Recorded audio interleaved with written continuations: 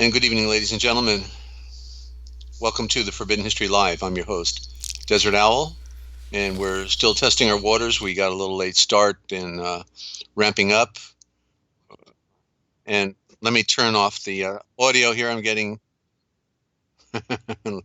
I'm here. I'm beside myself. I'm hearing my own presentation. Now I got it, and wonderful view of the Great Flood that is still on the map today. The sea in the middle of the land, the Mediterranean Sea, and so thank you for that, Shelley. She's quite an engineer, engineering all this stuff, the stuff that I hate. And I like to stay where I'm safe, in dirt and caves and ancient writings and the forbidden history, what they didn't want us to know, but it's possible to know. It's possible to know, especially when you're connected to the one who made all things, because the one who made all things reveals all things. Again, welcome to our new listeners out there. I know that, and there's Lynn, and I'm sure we got a few callers or listeners in right now, just coming into, just ramping up. Tell your friends, of course, ladies and gentlemen, that we're here, and I certainly want to take calls. We can take calls on the phone. And the phone, of course, is you can call direct, okay, straight in. You don't have to text me or anything. 608-566-7295. That's 608-566-7295. If you want to call in and you have a comment or a claim or a suggestion or a complaint or anything, we would just love to hear from you, because it's a lonely world out there, and it's also a very short time window that we're on, and we need to make connections, and especially about our spirituality. And that's what I attempt to do here on the broadcast, is to make sense out of a lot of confusion within our universe. Here's a confused one. Okay, you know that the New International Version is really the most watered down version of them all, what they call the NIV. And they've taken more scriptures out and given us more milk toast, bleached and dyed and smashed and then refried, and then put in a book called the New International Version. But what's interesting is the word international is another one of their codes. Just like we used to be under the law of nations, well, then they put us after that. The law of nations actually respected custom and difference in each one another's culture, as long as you did not hurt anybody else. Okay, reference Islam, and but then they went from the law of nations with mutual respect towards all people and their customs. Then they went into international law, and just like the New International Version, international law means bury. It's a code. Inter, you know what inter means? Bury. National, nation. Ayal, all for father. International, all. Bury the nations of the Father. That's Christianity. That's what Albert Pike said the Freemasons and the Vatican and the Jews were going to do. Bury the nations of the Father. Okay, Christianity. So there you go. The New International, the new burying of the nations of the Father version. That's pretty well what they did with the hook in the book, right? In the crook, they buried our tradition into the mud, the Talmud, the Babylonian Talmud, and so we have to make sense out of these things, and we have to realize, as I talk about the original thought, that they literally switched out our Eshavors and gave us words, which is a corruption. The D is the letter for death, and the W, there was no W. They flipped the M around and gave us the W, but it was a V. The V is the sound wave, and so yeah, it's not wa, it's va. So and again, welcome to any new listeners out there. I see we always have the same friends jumping in all the time, and there's Ninja and Y'all Love and Lynn Mitzi and Yochelleg G for producing tonight, and who else did I miss here? Somebody I saw, Jet, and so welcome. Hope you're telling your friends. This isn't just for you. This is for everybody. Don't forget, you've got to be proactive and try to bring, after all you wanted to know, right? So of course everybody wants to know this stuff, and there's some, there's so much they hid for us. The whole idea, is that they cut us off from the trail. They cut us off from the trail back to the beginning. We should have had a tradition preserved that allowed us to go right back to that first story with Adam, and who is dictum, the diction for our age and for our time. He who named all things, the most profound creation on the planet. Never was there anyone like him again, other than Yeshua, of course, who was greater, because he was the first made of all things. But Adam was the first made on earth, and so he has a story. He was the Zavram. That's what he was. This is where the word sovereign comes from. He was, he is, because he was saved through the operation of Yeshua, raising the dead. So he is still wherever they are in this great mystery, through the piercing the veil of the light back through the 0 point of the sun. And so he is still a Zavram, with the Zavram, with the Zavram Avramhaim. And so all of these word trickeries, like Hebrew is really the Avre, the star rays, the ray of the line that came down, the vein, not the vine, but the vein. You see the slanting of the words. All of a sudden, you don't get the picture anymore. The vein is the vine in your arm. The vein is the bloodline. The vein is the wine, the vine. It's just these word of art. And so we have to become masters. We have to become masters with addiction, and we have to be in control. They put it right on Matthew, Mark, Luke, and John. They said, "Go spell, if you can, slave. Go spell." And of course, nobody knows how to spell. They've been put under the spell, and that's the trickery that they played on us. So we've got a lot of unraveling to do, and a short time to get there. And I'm, just at the point right now, after 58 years of, not 58 years, but 48 years, 48 years of study since age 14 of studying ancient history. I'm just at the point where I can present it. But before I was doing a lot more of the political activism, doing the law, and doing I did my own version of forbidden history and interpreting symbols, and we'll do some of that. But I was still learning. These last 5 years I've been cramming, and so it's been quite a deal pulling this all together. But I'm inspired to have a wonderful group of friends that I can talk to, and it makes a big difference to know that I'm serving, and that somebody out there is getting it. So let me take a sip of my throat tonic here, and then we'll go into the Dictionary of Scriptures and Myths. And don't forget, if you have a question, comment, complaint, anything, 608-566-7295, 608-566-7295, or call in on Skype. And you can call in on my Skype as well as on Shelley George, I guess is the name of her Skype. So you better type it, Shelley. But you can call also in Free America Radio, all one word, Free America Radio. Thank you, Lynn. You do such. You're our second engineer here. You're always providing the right information. So we thank you to have that. We'll be having another friend or two. I believe Shannon's going to try to interview me on Monday nights, and we may have one or two more friends interview as well. It should be next Monday with Shannon, and she was on earlier today. And so thank you, Desert and Yo Engineer. Okay, well, good to have you, Ninja. You made it. So let me get a little more light here. And then, so I want to, where am I? Let me back up in my book. Does anybody really know what time it is? And does anybody really care? The time is to get on page in the book, ladies and gentlemen. That's what time it is. So where am I in here? Okay.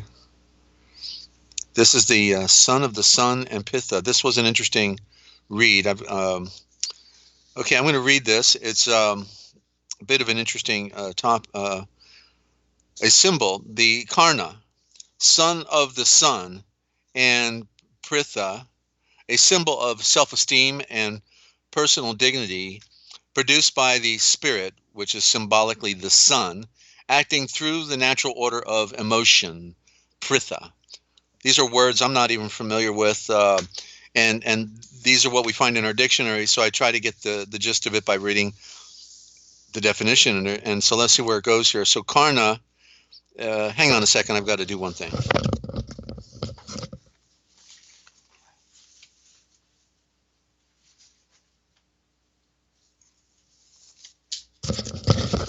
All right, I apologize for that. It makes bad radio, but we are at realpublicradio.net, and we get it done on a song, a wing, and a prayer, and you are our prayer, ladies and gentlemen, so thank you for hanging in there with me. Karna, exhibited in a high degree fortitude, chivalrous honor, self-sacrifice, and devotion, especially remarkable for a liberal and generous disposition. He never stopped to ignore practices like his friends, the Kuras, who were intrinsically bad men. That's Indian wisdom. Okay, and Karna was said to have been born clothed in armor. Sounds like karma. I don't know if it's relative. It could be. It's just one letter off. Karna was said to have been born clothed in armor, and that Indra conferred upon him enormous strength. This means that self-esteem is able from the first to withstand the assaults of the lower self-interests and is powerful to maintain an ideal of devotion. Nevertheless, self-esteem fights on the side of the desires, kurus, and is finally slain by the character as it attains to selflessness and perfection. So that's a proverbial ancient truth, and so I find it interesting reading the other traditions because they're typically breathing truth, and yet in spite of the fact that the priesthood are full of it, that's the great irony. They know the truth, they know how to write the truth, they put the truth right in front of us, even though they changed the words, of course, play a little trickery, but then they're not going and then they abuse and use those who are trying to transcend, and that's the great irony and the tragedy in our world. So here's a good one for Lazarus, Ulezar, correctly Ulezar, and Ulezar is the original thought on Eleazar. Eleazar, we find him, I think, in the first instance as the servant of Avraham, who was first a servant of Nimrod, but after Avraham, Abraham was 3 days and 3 nights in the fiery furnace. Then Nimrod rewarded him, honored him, and gave him one of his servants, Eleazar. And we find this title, Eleazar, to be very significant within our scriptures. The name keeps coming up, so look for the pattern. And then it's in Lazarus, but Lazarus is the corruption of Eleazar, and Ulezar is a corruption of Eleazar is a corruption of Ulezar. Ulezar, there's the word zar for star, le for light, and ul for vision. The vision of the light of a star. That's what Ulezar means. And so so take note of that, because it is look at all the time, anytime you see Eleazar, even the grandson of Joshua, who came into the Canaan's land, Genun's land, had Eleazar, and so he's a type of that I'm still not fully, had not put my finger on, but it seems to be the symbolic of one who wakes up. Okay, Ulezar was a loyal servant of Avraham. Okay, a loyal servant, and so it seems to be a type of character of Yeshua. And so, because Lazarus, Lazar, who is Ulezar, was 3 days and 3 nights, and in his fourth day in the grave, which was an identical picture of Yeshua being in the grave for 3 days and 3 nights, or rising on the fourth day, also known as the eighth day, the first day of the week, and now the eighth day of the week. And so here we go on Lazarus, correctly. Lazar, you hear the word Lazar there. There's the word laser. Lazar, the word laser is right there, ray of light. So when he's saying Lazar come forth, he's saying ray of light come forth. Okay, visionary one with the ray of light. So a symbol of the casual body on the higher mental plane. The title of Ulazar, Lazarus, suggests symbolism. Another form of it is Eleazar, who is in Philo, 1:481, the type of a being liable to dissolution and indeed a corpse, but held together and kindled into life by the providence of the great Ulofheim. That's Encyclopedia of Biblica. Okay, and now a certain, I got to remember to mute this out when I take a sip. Also, I got feedback that it comes true. I apologize. A certain Ashon was sick. Lazarus, Ulazar of Bethany, of the village of Mare, and her sister Martha. Yochelleg, John 11:1. Now, at a particular period of evolution, a certain high mental organic part of the soul was in a condition of depressed vitality. This was the casual body, which existed in the inner soul, or abode of the Yahweh, wherein the purified emotions and the higher demonstrative emotions dwelt. So they took away the stone, and Yeshua lifted up his eyes, and he said, Father, I do this. I say these things for those who are here as a witness, because you always hear me. And when he had thus spoken, he cried with a loud voice, Ulazar, come forth. Yochelleg, 11:41-43. Then the taking away of the stone. Stone is also a symbol for brightness and for light. Therefore, also somehow represents the sun, the round stone. Corresponds to removing a mass of encumbrances of error and desires. Removing a mass of encumbrance of errors and desires, which is calculated to arrest the progress of the soul in the required direction. To the creation of light of the Christ soul, there was granted an ascension of power from above. Then followed the reawakenment of the casual body, bound with grave clothes. Okay, the grave clothes.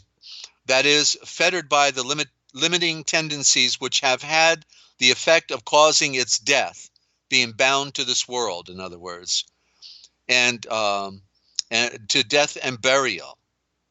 The sleep of the intuition, which is a function of the casual body. Okay, I'll read that last part again. To the creation of light of the Moeshiach soul, the Christ soul, there was granted an ascension of power from above. There is granted, okay, not was, is. Granted an ascension of power from above. We have to reach for it, of course. Followed by the reawakenment of the casual body. Reawakenment on the road of being reborn. Bound with grave clothes, that is, fettered by the limiting tendencies which have had the effect of causing its death, and the burial of the sleep of the intuition, which is a function of the casual body. That means, that mass placed on the sepulchre of Lazar is the force of blind custom with which the shul is weighed down, the soul is weighed down. nor permitted to rise up nor breathe. That's Augustine on St. John.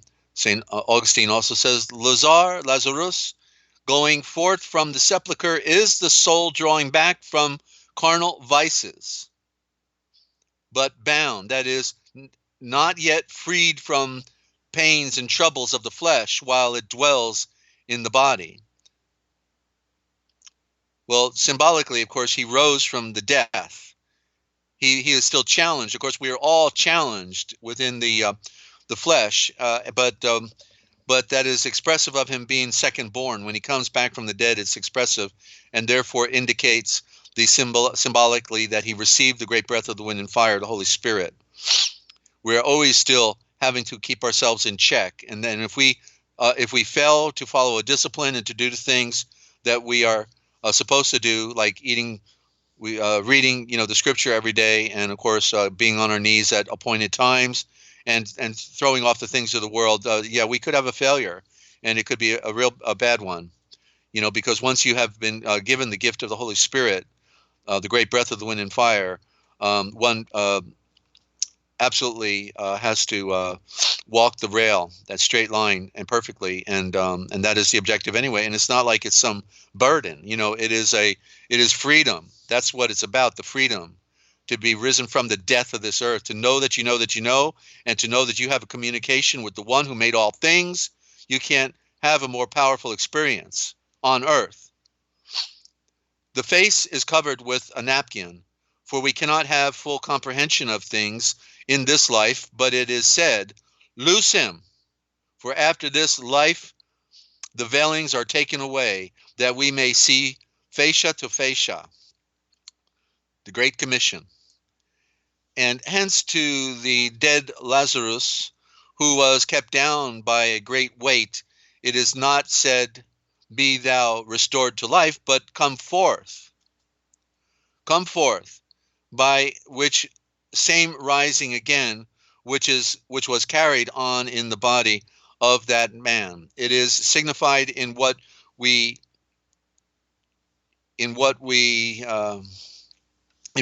we ourselves rise again in the heart from being dead in blindness, also known as sin.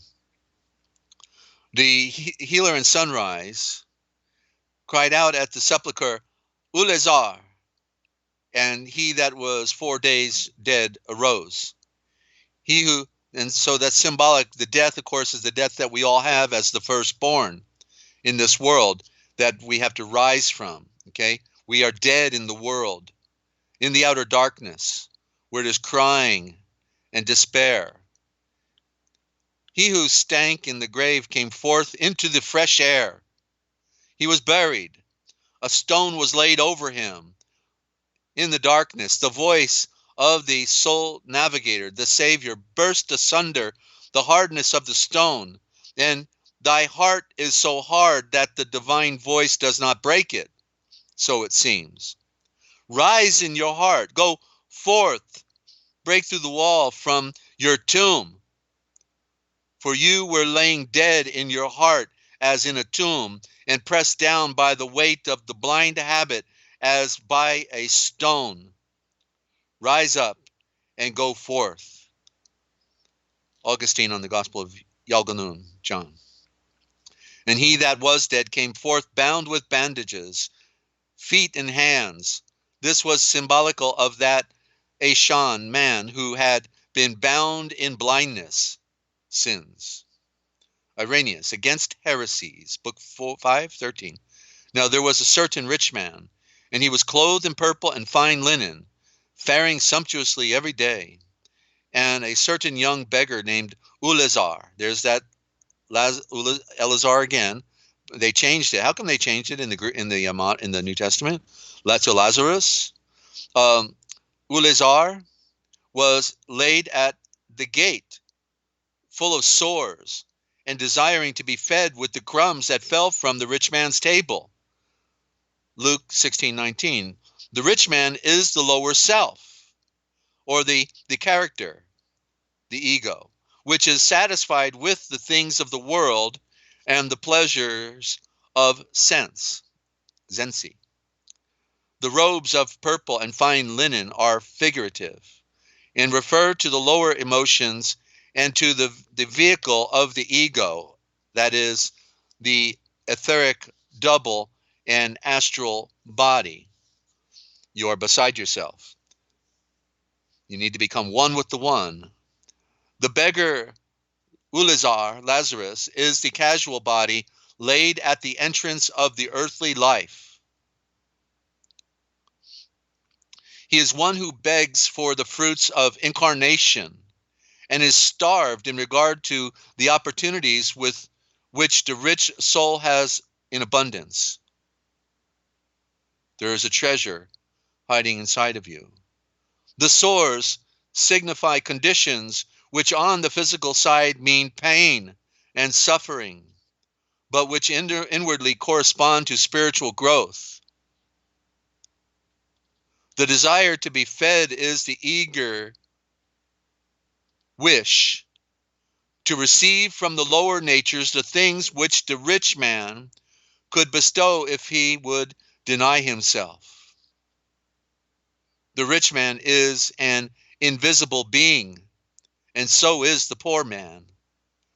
These two spirits have been in a Shan man all through time. Ulazar, Lazarus, was presented to the will of the rich man, for the will is the gate at which alone the healer and sunrise can enter in, based on your will. He's always ready, begging for the rich man to bend his thoughts toward him, and so on. John Ward, Zion's Works.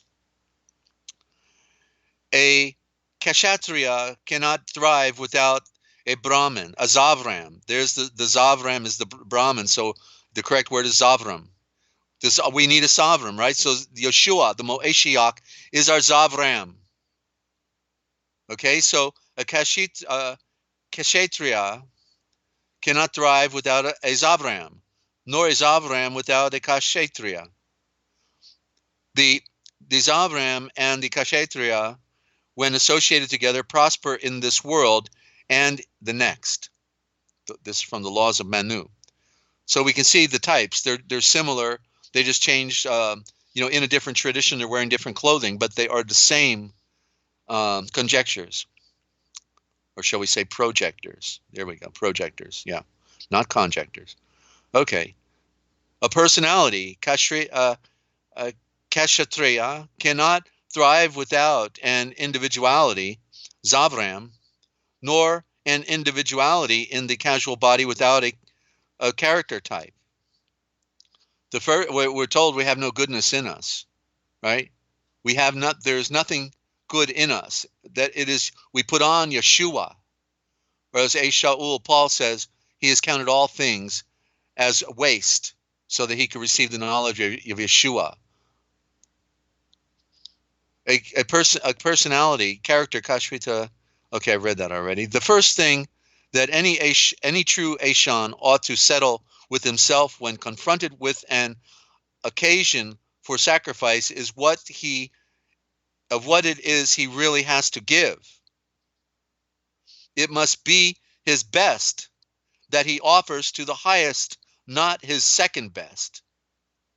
In fact, sacrifice, rightly comprehended, involves this all the way along. You have to sacrifice yourself in order to form yourself, or else yours is a poor, lean soul. That's R.J. Campbell, Sermon, The Higher Sacrifice.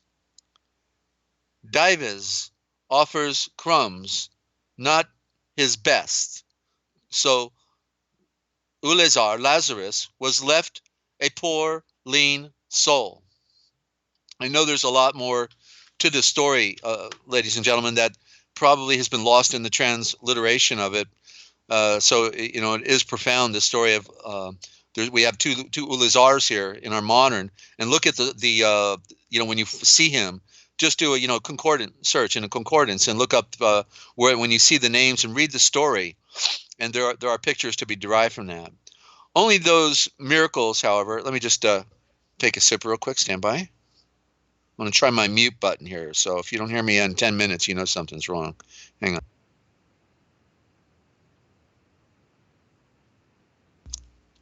Okay, if it worked, I'm back. And picking it up on Ulazar, Lazarus. Only those miracles, however, which are referable to the spiritual plane have significance and value for the soul. Hence, for it, the raising from the dead, as of Lazarus, Ulazar, implies resurrection from the condition of spiritual deadness. The giving of sight implies the opening of the spiritual vision, and the feeding of the hungry multitude implies the satisfaction of Ashan's craving for the spiritual nourishment, the perfect way. That's from the perfect way. Nobody's perfect, man. What's going on here? Oh, well, you never read your scriptures then, did you? Okay. You've read them all your life and you still haven't read them, right? Okay.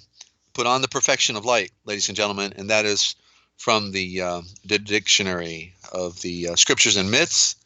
I think that was the that was the only other one in there.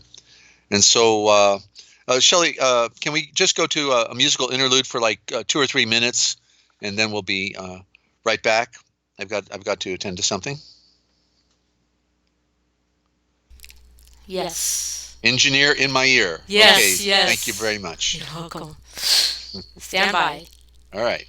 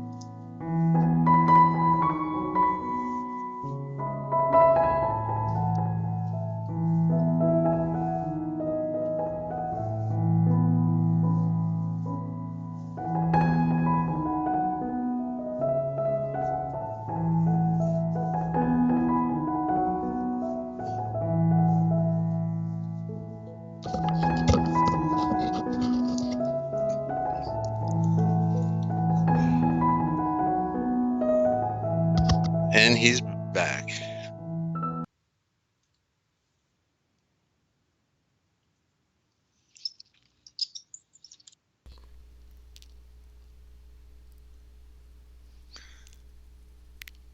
We good? He's back in the saddle again. All right. Thank you, Shelley. Appreciate that. And we're still learning the system here, friends. So I'm listening. I'm getting feedback. Hang on. Let me mute this out. All right. Got that taken care of. So, yeah, when we ever have a new system, you got new ways of doing things, and so we're learning as we go here, ladies and gentlemen. And thank you for tuning in and being a part of the Forbidden History Live. You know, I I've been out of my rhythm because I had everything crash on me, and so but there's a lot that I talk about, and if you want to hear some things that you hadn't heard before, then you can go to the Forbidden History series, 4 words, the Forbidden History series, and go to June 21st last year, June 21st, 2018. It says Premier Edition. You scroll down and you'll see it down halfway down or near the bottom, and then just start listening forward. That was when I ramped up last year before everything crashed on me in the fall, and literally. And so so you can I need to do another presentation series like that. Just start over, and then because there's so much I can share that nobody's talking about at all. There's all these crazy ideas about things, and then there's the truth, and the truth actually is stranger than fiction. Fiction's pretty good, but I want to know the way it really is, and Yeshua is the one who reveals. And it's been a long process for me. I did climb a mountain a long time ago, the tallest peak in the contiguous U.S. in California, in Central California, called Mount Whitney, 14,500 feet, 100 miles west of Death Valley, the lowest point in America and the highest point in the contiguous United States. And went there on a vision quest at about age 21, 22, because I saw how inferior,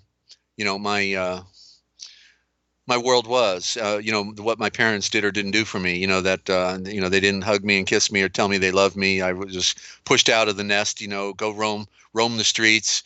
I was a free range chicken, and everything I learned was from my friends. And it's a pretty lousy way to learn about life, because your friends are stupid and they're all wrong.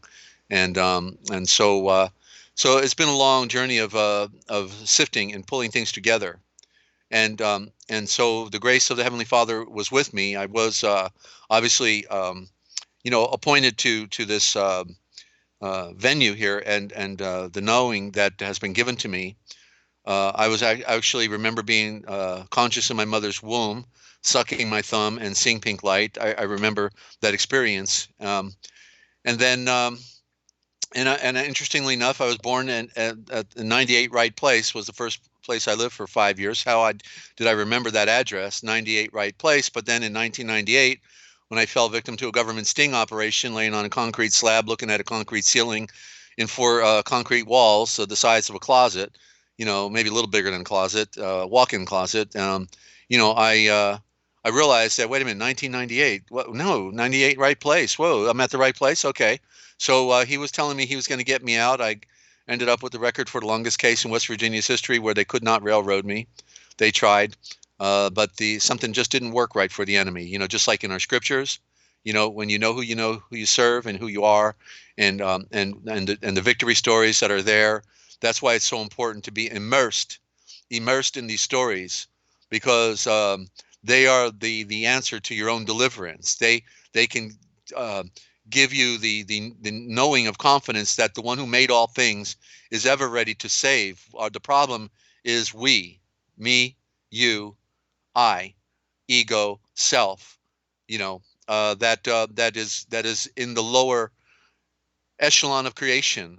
Good, at least we're not fish or what I'm saying, lizards. But people act like that. But nonetheless, we are of a higher order. That's the amazing part about our creation. We are from a royal lineage. We are from we are from the light. We came from the light. We fell into a place of darkness, but our heritage is with the light. Look at what the people in darkness do. Do you want to be like them? Give me a break. Like these psychopaths. I can't get over that picture of George Bush Jr. Georgie. They let him out of the closet every morning to do his presidential routine. Then they put him back in the closet every night. Okay, George, go in the closet and hang on a rack, and then we'll pull you out in the morning. And this guy that pretended to be a leader of something, a president of something, really a corporation, had nothing to do with the real America, which is gone and over. After he knew he was in on the takedown of the Twin Towers. He admitted that he saw the first plane hit on a private monitor when nobody saw that, and then and after pretending all of the machinations that went into destroying 3,000 lives, twice as many as were killed fraudulently in Pearl Harbor. That was another Pearl Harbor, was the Twin Towers. Same deal, nothing new under the sun. The president in on it. Roosevelt, knew that they were going to kill innocent Navy men and civilians, in Hawaii. It's all a Illuminati shell game. That's what that's another game they ought to make, Illuminati shell game. And you never know what's under the shell. And no offense, Shelley, of course. So anyway, then we see, next thing we see is Georgie Bush Jr., his skull and bones, Brotherhood of Death, standing on the rubble of 9/11, hugging, his arm around a fireman, saying, yeah, we're gonna, we're not gonna take this line down. We're gonna go kick butt over there, and in Afghanistan. We know who you're either with us or you're against us. You know what I mean? And it's about as sick as it gets. The people, like the Scottish Rite. The people who create the mayhem. They're at the front of the parade, marching with the bagpipes. Wherever you hear the bagpipes, there's the Scottish Rite, and there's the hell on earth. They breed for us. It is just absolutely sickening, ladies and gentlemen, the world we have been handed. And so what are you going to do about it? Be set free. Be set free from them, ladies and gentlemen, because the lies prevail and the truth is stranger than fiction. The fiction is pretty intense and exciting, So, okay, so here we are on the Aryan origin of the alphabet. I said we would be doing that. Let me move some of these books off my desk for a minute. I've got a different setup. I forgot in the evening. We were on earlier today with Ninja Cat 111, and go check that out, Ninja Cat 111. And we had a good program this morning, and I started to read actually 2 programs ago. I read the back of this book, then the introduction. Now I'm on Section 1, Ancestry of the Alphabets regarding the Phoenicians. This book is turning out to be a major deal because, it's been my contention, if you've been following, that the what's misnomered as the Phoenician alphabet, which is the true Sanskrit, because you write in straight lines in the sand, and that's why it was the merchant's code that they took with them, because people can get the pictures of the symbols, and because they're very universal. But now it's, what's that guy's name? This archaeologist, Petrie. Anyway, it'll be coming up in the next read. Not this one in particular, I don't think. But so they're now in this book. They're they're stating that actually the Phoenician alphabet, which is the original Sanskrit, actually predates the Egyptian hieroglyphics. Okay. So this has been my claim, because that which was breathed into the Aryan and was used for communication was the Sanskrit, the straight lines, powerful symbols when they're rearranged, like the letter H or the letter V or the A, the pyramid, all of these. And of course, it's interesting, like Hebrew doesn't even have a circle. How can you not have a circle when both the sun and moon are represented by circles, including the earth? So you can see the Hebrew is nothing other than a scam, hiding original root symbols of the Aramaic. They moved away from the Aramaic, the Archaic that which was breathed into the Haddam, and they created their own religious code, that nobody should ever want to read, let alone the stupid Greek. They also removed the capital letters from the Greek and gave you these little squiggly wigglies. They look like little amoeba. Whatever, you wouldn't want to have to learn this fabric. Oh, not to mention the El Strangulo Syriac. You wouldn't want to learn that either. They replaced all 3 of these traditional alphabets with the these other versions that are absolutely pathetic and sickening, and you'd have to work a lifetime just to be able to master it, or unless you started from day one. Then maybe be easy to do. But anyway, so we're unraveling the great mystery here on the Forbidden History Live, ladies and gentlemen, and don't forget, you heard it here first. You may hear something somewhere else that's similar, but I doubt it, because I know what is not being said out there, and there's a merry-go-round that people are on. There is some good information out there. I'm not saying there's not. There's good information. There's fantastic researchers. And they're doing great work, and I obviously I watch a lot of great researchers out there as well. Graham Hancock is one of my favorites, certainly, and so we all are share. That's what we're supposed to do. Share the knowledge that has been given to us for the benefit of others.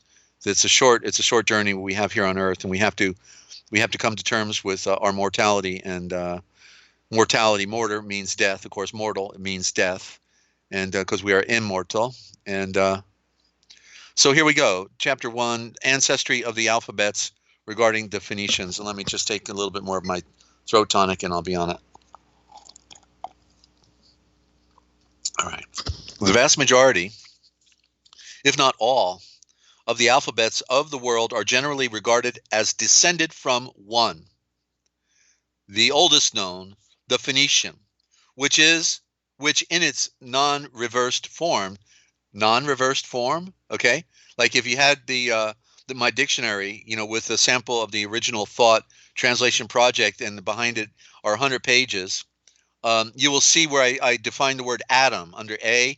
You look under atom, and I reverse the lettering, and because the way they were presenting it, it was backwards. And when you flip it around, when you flip it from left to right and flip it over to right to left, and then you turn it upside down, so you have to flip it two ways. And when you flip it, oh, there's Adam, ADM, okay, but you didn't see it because they actually wrote the alphabet upside down and backwards so that nobody could see the pure original symbols. And that's exactly what he is saying here, okay?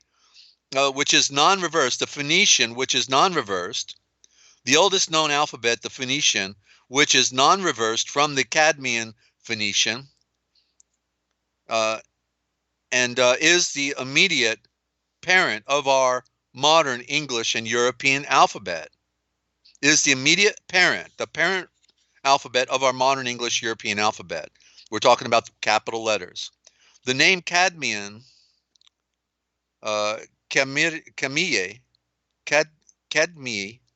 Gramia, I don't know if that's Latin or what, is was applied. The Cadmean was applied to it by the early Greeks after its introducer, King Cadmus, the Phoenician of Tyre.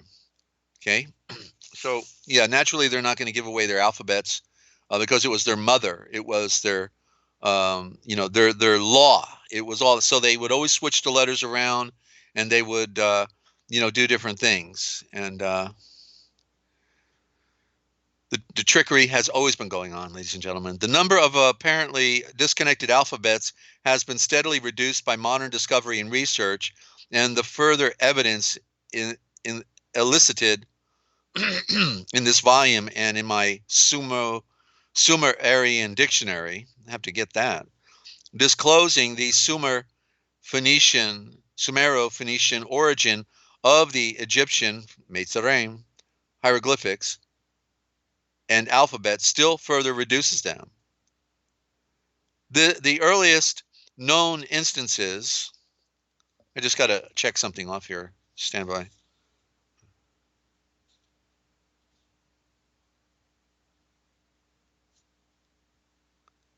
Okay. The earliest known instances of reversed, or Semitic, or rather, according to the Hebrew nomenclature, Hamitic Phoenician alphabet writing until a year ago dated, with the exception of the reversed Cadmean in the Isle of Thur in the Aegean, no earlier than the Moabite stone written in the Moabite Semitic language, and a bull inscribed to the god Bel or Baal of Lebanon in Phoenicia, also known as Philistine, both of the 9th century BC, and an inscribed sarcophagus of Ai Ram from the old Phoenician seaport capital of Byblos or Gebal in Phoenicia, and supposed to be of the 10th century BC, 1000 BC, and it was universally assumed that the Phoenicians themselves dated no earlier than about 1000 BC. In 1925, however, writing of the same type was found on the bust of a statue from Byblos, which Professor Dussaud believes may be dated on a paleographic grounds to about the 13th century BC. Okay, and that's quite a bit further back. And this is supposed to confirm the Semitic, quote unquote, theory of the origin of the alphabetic writing. The recent discovery of the Phoeniciod script on the tablets, bricks, etc., unearthed at the Neolithic site of Glosel, 12 miles from Vinci in the Lori Valley. And footnote here, it's Okay, don't need that. Does not as yet help us much as the inscriptions are still unread. And while Professor Elliot Smith dates the Neolithic remains there to about 2000 BC. Okay, so now we're back to 2000 BC. Several savants believe the inscribed tablets are of a very much later date and possibly early Roman. On the other hand, I have found on a prehistoric monument in Ireland, of all places, inscriptions by Brito-Phoenician kings. Of course, they were Canaanites. What do you think? Celtic? Redhead spotted? From Brutus down in retrograde Phoenician alphabetic writing, quite as archaic as on the Byblos statue and associated with contemporary Cadmean or non-retrograde Phoenician script, see plate column 17, which can be positively dated to before 1075 BC, as described in detail in my forthcoming work on Minis, the first of the pharaohs, which also proves conclusively that Minis was an Aryan Phoenician. There you go. The very first pharaoh is being claimed here as being an Aryan Phoenician. Also, as we say, the fallen watchers are Aryan, okay? And they're the ones who gave us the Great Pyramid civilizations, and they used the children of Cain, the cursed ones, redhead, spotted, stain of blood, all over from Cain, their father, to clearly distinguish them. And that's why Cain said, whenever anybody sees me, they're going to want to kill me. And he says, anybody who tries to kill you, the curse will be 7 times greater on them. Okay, 70 times 7, or however. And so here we go. I can't get over how these things. Well, of course, it's not hard to understand. It's it's not prevalent.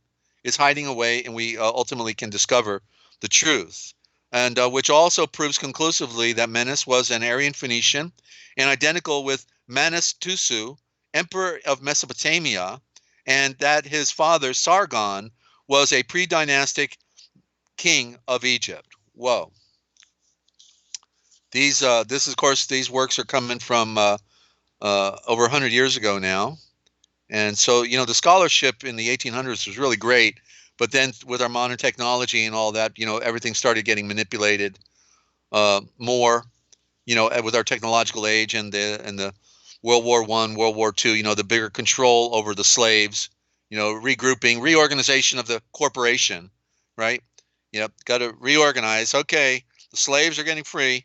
And as who was it, Brzezinski or Kissinger, who said, at one time it was easier to control 1 million people than to kill them, and now it's easier to kill 1 million people than to control them. And so, I think the handwriting is on the stone wall there in Georgia, right? The Georgia Guidestones. So they're telling us there's no secret about it, and we know they're poisoning us every single way they can, ladies and gentlemen. They poisoned our minds. They poisoned our food. They poisoned our air. They poisoned our water. They poisoned everything. They poisoned our world.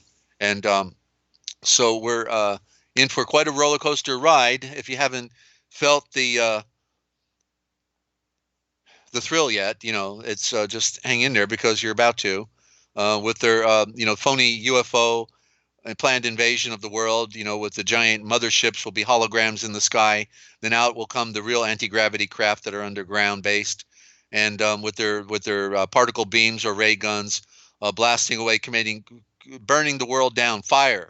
A firestorm. That's what it's going to be. If you've noticed the movies, for instance, Constantine in that movie, and also other movies. Oh, look at that.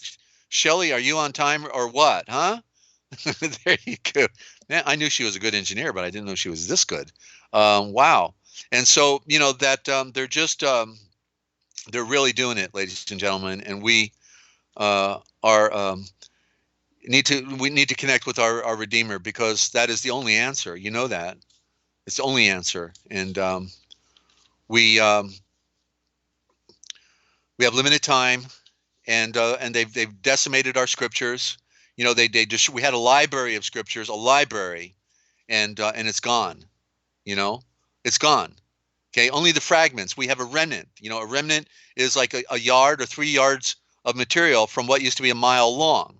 Okay, we have a remnant. And so one day I'll do just a review on the lost writings. I guess that would be a good thing to do, so you can find these works for yourself before they're gone. They're now pricing them out of range. They're pricing some of these lost writings now at $1,000, easily $100 on a lot of them that used to be just $10 or $20. They're not reprinting them. Okay, they're taking down our spiritual tradition. That's why they're bringing in the Islam card and with the help of Jewish banking. They've arranged everything, of course, and they get a free ticket to America and all the European nations, and they're treated special. They bow down to these people because they've been created by the Vatican in 600 AD to take down the Eastern Christianity, and then now they certainly have accomplished that over the last 1,000 years or more, and now are here to destroy the Western Christianity. So stand by for that program.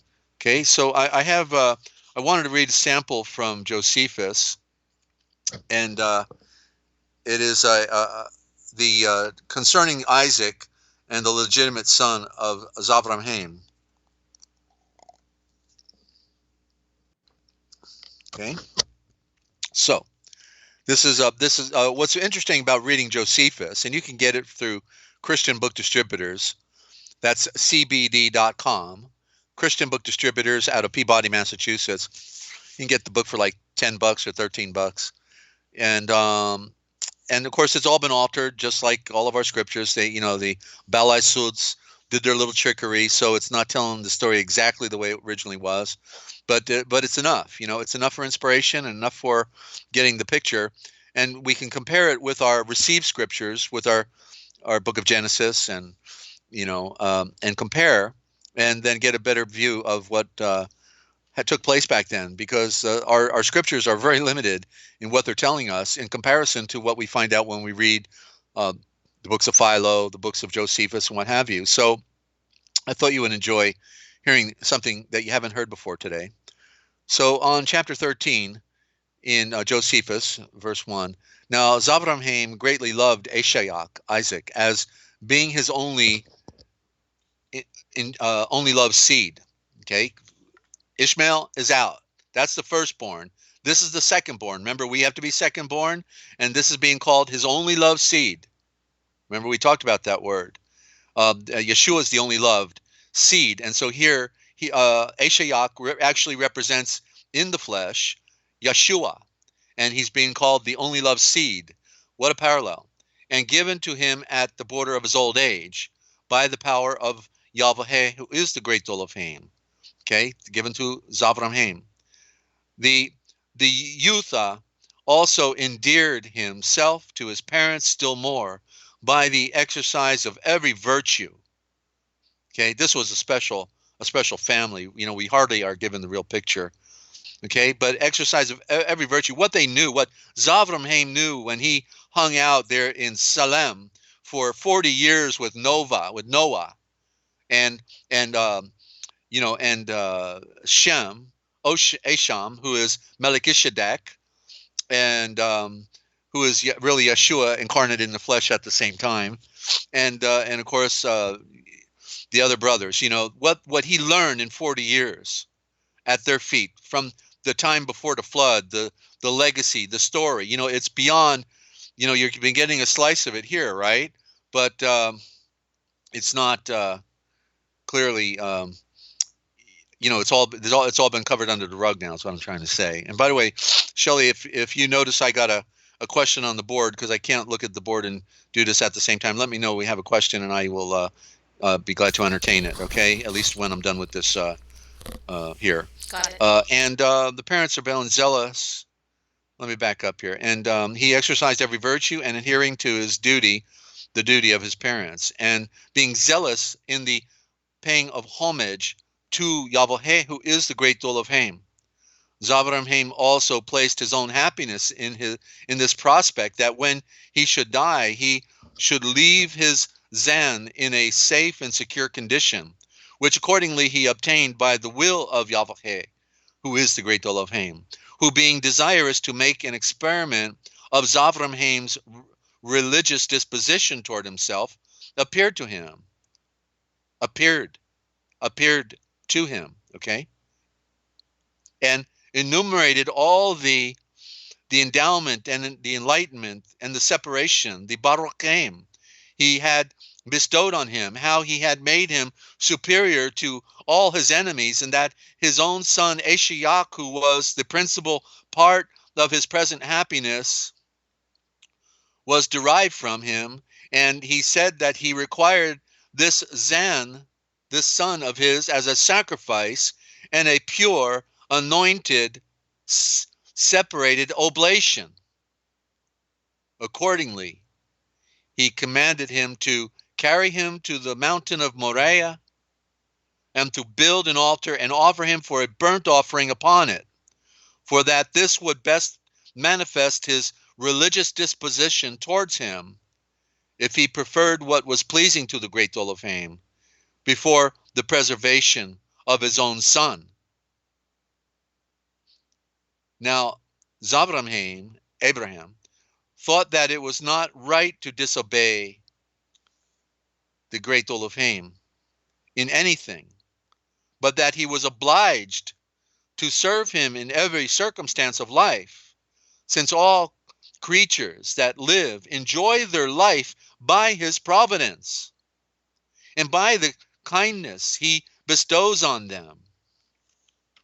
Accordingly, he concealed this mandate from Yahweh and his own intentions about the sacrifice of his Zan from his wife, his Vefe, as also from every one of his Esharfen servants.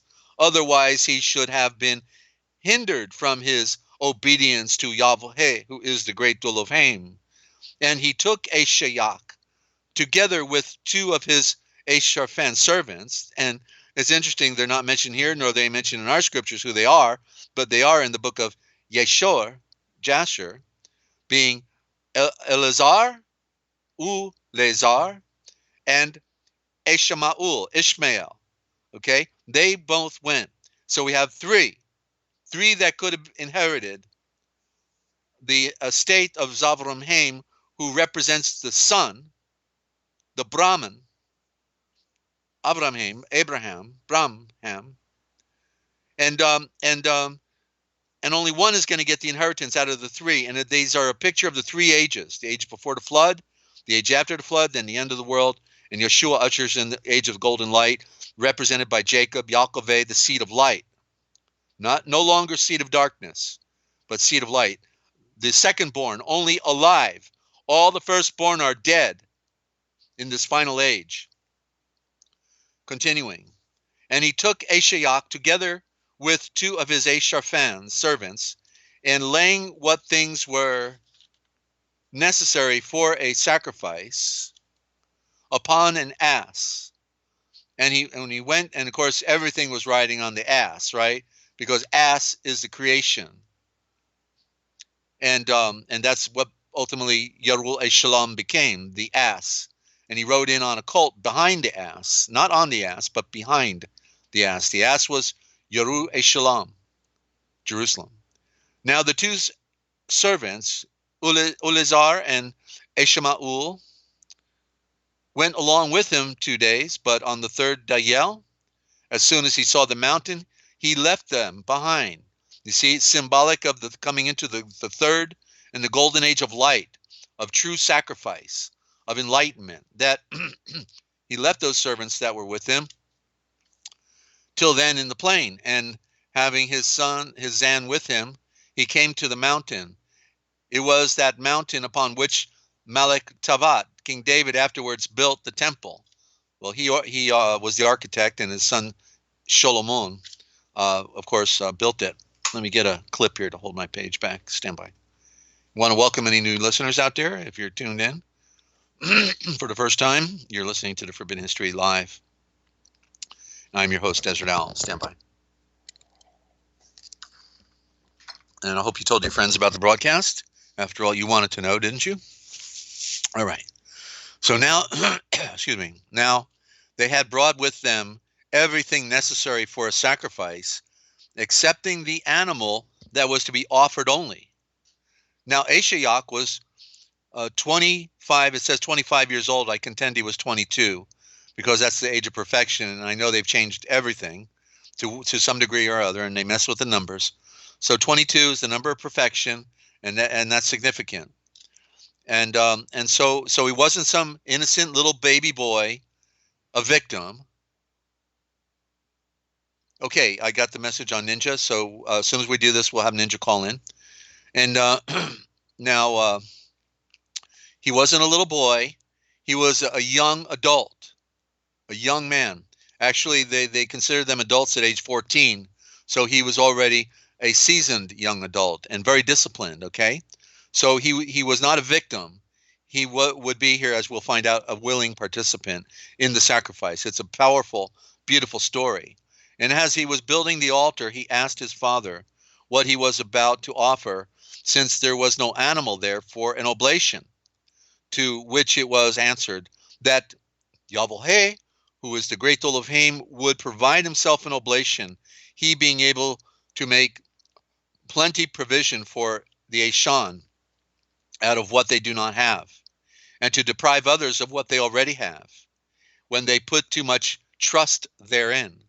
That therefore, if the great Elohim please to be present and propitious.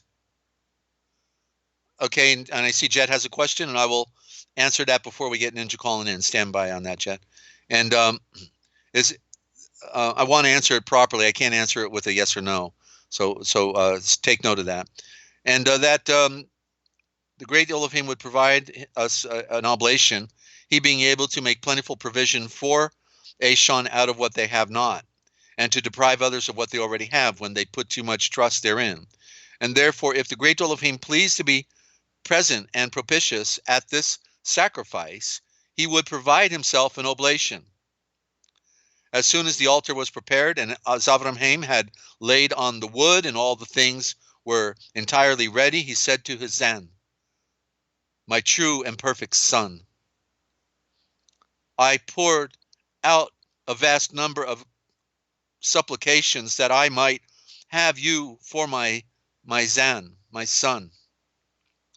When you were come into the world, there was nothing that could contribute to your support, for which I was not greatly solicitous, nor anything wherein I thought myself happier than to see you grown to an Ashan's estate, a man's estate, and that I might leave you at my death, the successor to my domain. But since it was by Yahweh, who is the great Elohim's will, that I became your father, and it is now his will that I relinquish you, bear this consecration to Yahweh, the great Elohim, with a generous mind.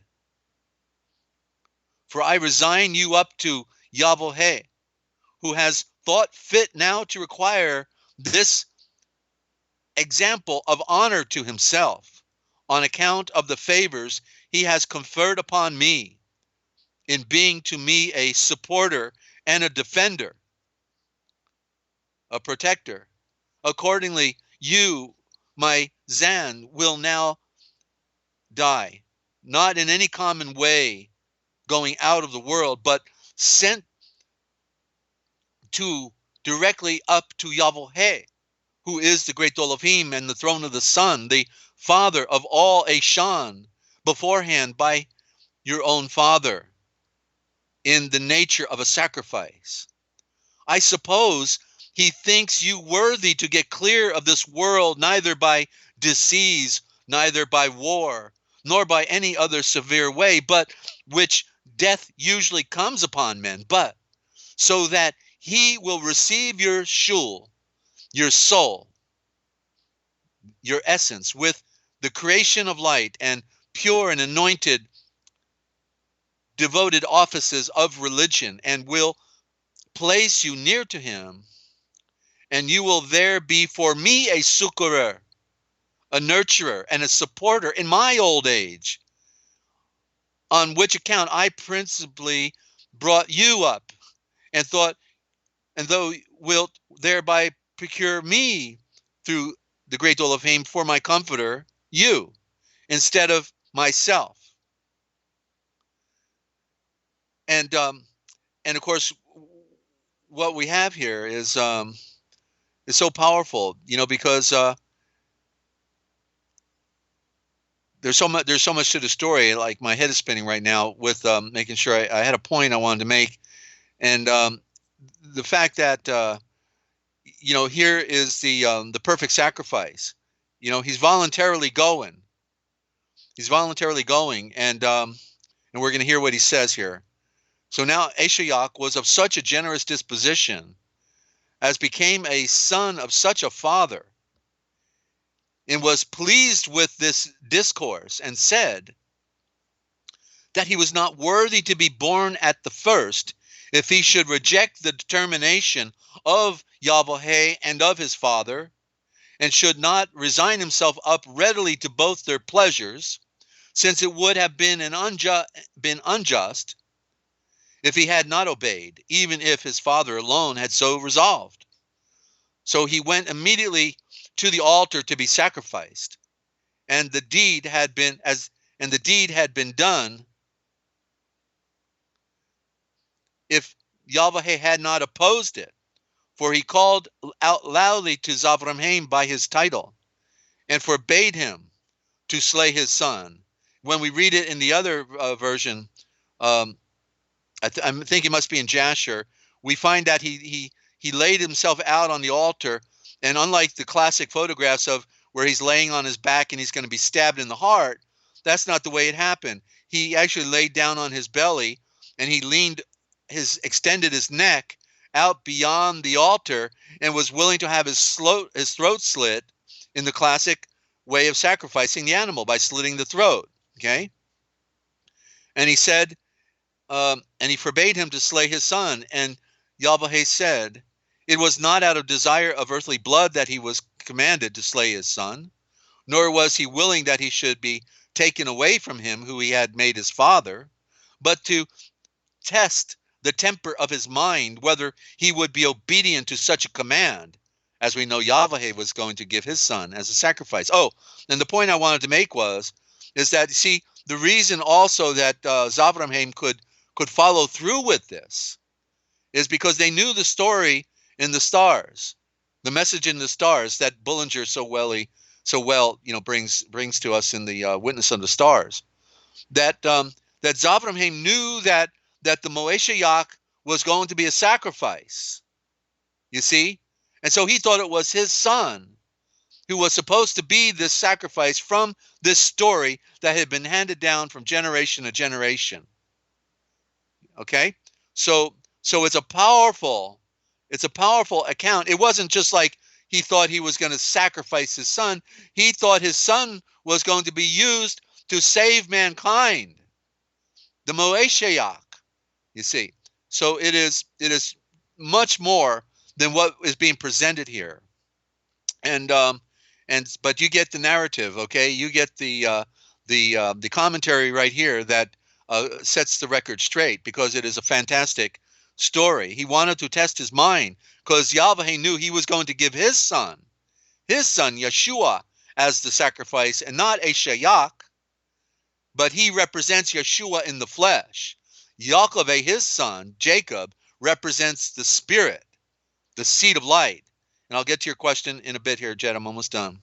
And then we'll take a call from Ninja. So since, therefore, that he wanted to try the temper of the mind, whether he would be obedient to such a command, since, therefore, he now was satisfied as to his alacrity and the surprising readiness he showed in his piety, he was delighted in having bestowed such endowment and enlightenment in a separation, the Barochaim, upon him, and that he would not be wanting in all sort of concern about him, and in bestowing other offspring upon him, and that his son, should live to a very great age, that he should live a happy life, and bequeath a large principality to his offspring, and who should be perfect and legitimate. And he foretold also that his family should increase into many nations, and that those patriarchs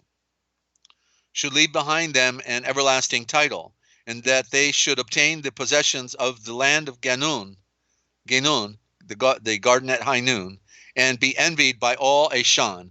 When Yahweh had said this, he produced for them a ram, not a lamb, not a lamb, but a ram.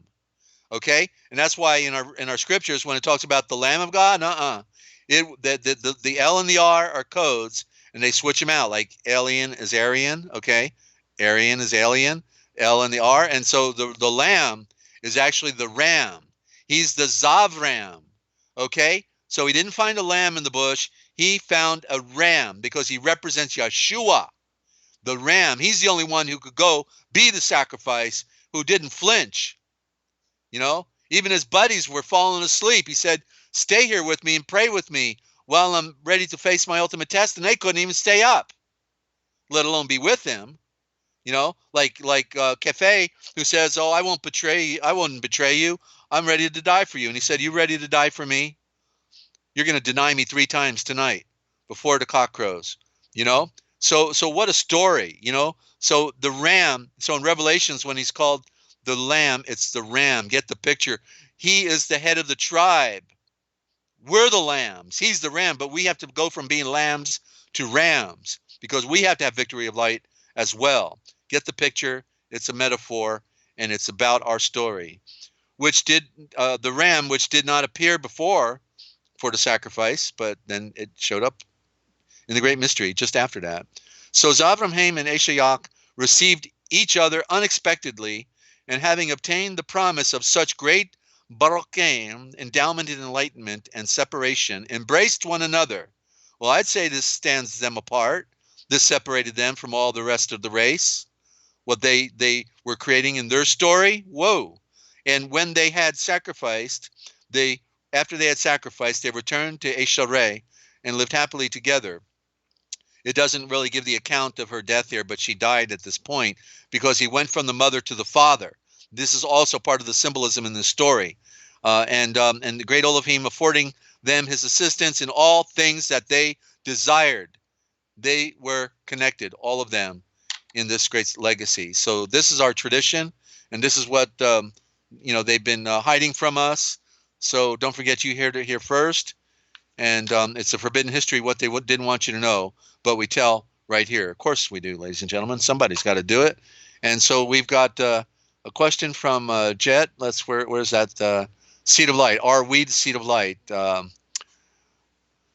Okay, so what we want is to be adopted in. In the first instance, when we obey the calling of soul novation and transforming our lives into the great light, we have to be buried with the Moshiach. And so we are seed of the moon, the seed of darkness by virtue of being in the fall. And so buried in Yeshua, then we are putting on the light. But we do not become seed of light until we raise from the dead. Lazar, come forth. The Lazar, come forth. Ray of light, come forth. Why? Because you've been putting on the light. You're becoming a ray of light. And so at the point when you rise from this death by virtue of receiving the great breath of the wind and fire, or what is classically called the Holy Spirit, then you become seed of light. You are in the first instance, you are a servant. But as it talks about in the letters of Paul, how that the servant abides not in the house forever, but whosoever the seed of the Son will set free will be free indeed. And so it talks about how that the owner of an estate has a servant, and the servant is so loyal and so good that at one point he makes him an heir. He adopts him.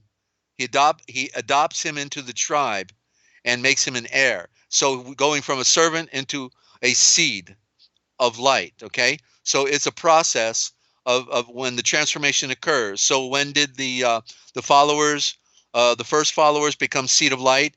Because remember, they all fled. They ran. They hit the tracks. They weren't hanging around with him when all the guards were coming and the torches and the swords. They split. So how could they be seed of light? And so he said, stay in Jerusalem. This was going to be the final significant act in Jerusalem. And it was on the day what they call Pentecost, the 50th day, the day of this Jubilee, symbolic of a Jubilee, the Penta, symbol of a star. Okay, the and that you would receive the promise. And so then they all, over 100 of them in one room at the same time, received the great breath of the wind and fire, the Holy Spirit, and then they're transformed. And then we see the great orator Kefe coming out, and they're all speaking different tongues from all the Mediterranean world. And so that was done that way as an expression for all of those foreign speaking people that were there during the festival, about 1 million more people than is normally there. And so even though tongues are a heavenly language as well, but at the time it was for the benefit of those who could hear. Then speaking about the wonders of Yahweh and the great Dul of Haim. And so that's when they became the seed of light. How do you know? Because what was on top of them? It said that the clothes of light landed on top of each of them. They became the seed of light. They were born. Became the second born. They rose from the dead, and were lit upon fire.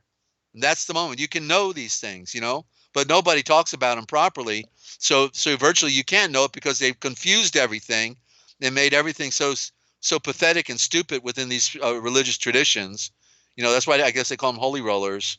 They're rolling you for all your money, and that's all they really care about. So Ninja, you were going to call in, and you're welcome, Jet. Hope that helps you on your journey. And we all are trying to. I'm still trying to unravel, the mystery, and the greatest mystery, really, I think, is the self. How we have to overcome the things that have affected us throughout our lives, and that we, the baggage we need to throw off the ship that we still haven't, been able to throw off. Sometimes it's a great work, it is. But the beauty is having things properly presented is the great opening, because when we're being lied to and distracted from what is the key elements of import, then like we're told, okay, you're already saved, you got something, don't worry about it, just come as you are, nothing you have to change, don't do nothing, that's basically the mantra, like, oh yeah, you're going to come, you're going to transcend into the royal house of the sun, some wreckage that isn't willing to clean up their act, to talk right, to think right, to act right, to be right, with the alignment of the spiritual truth, to put off the things that offend, to put off the works of the flesh, do the works of the spirit, these things. So there's a lot to this story, but the beauty is that Yeshua, as great as he is, he also has the ability to lean way down towards us as he became like us, and I'm just double checking my notes here. Okay, and thank you. Wonderful engineering tonight with Shelley. We're going to have to definitely give her a raise somehow. Have to work on that. And and we got a caller coming in here. Look at that. Wonder who this could be.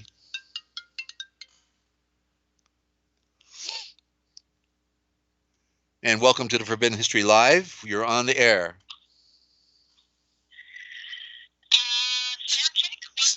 State your first name and where you're calling from.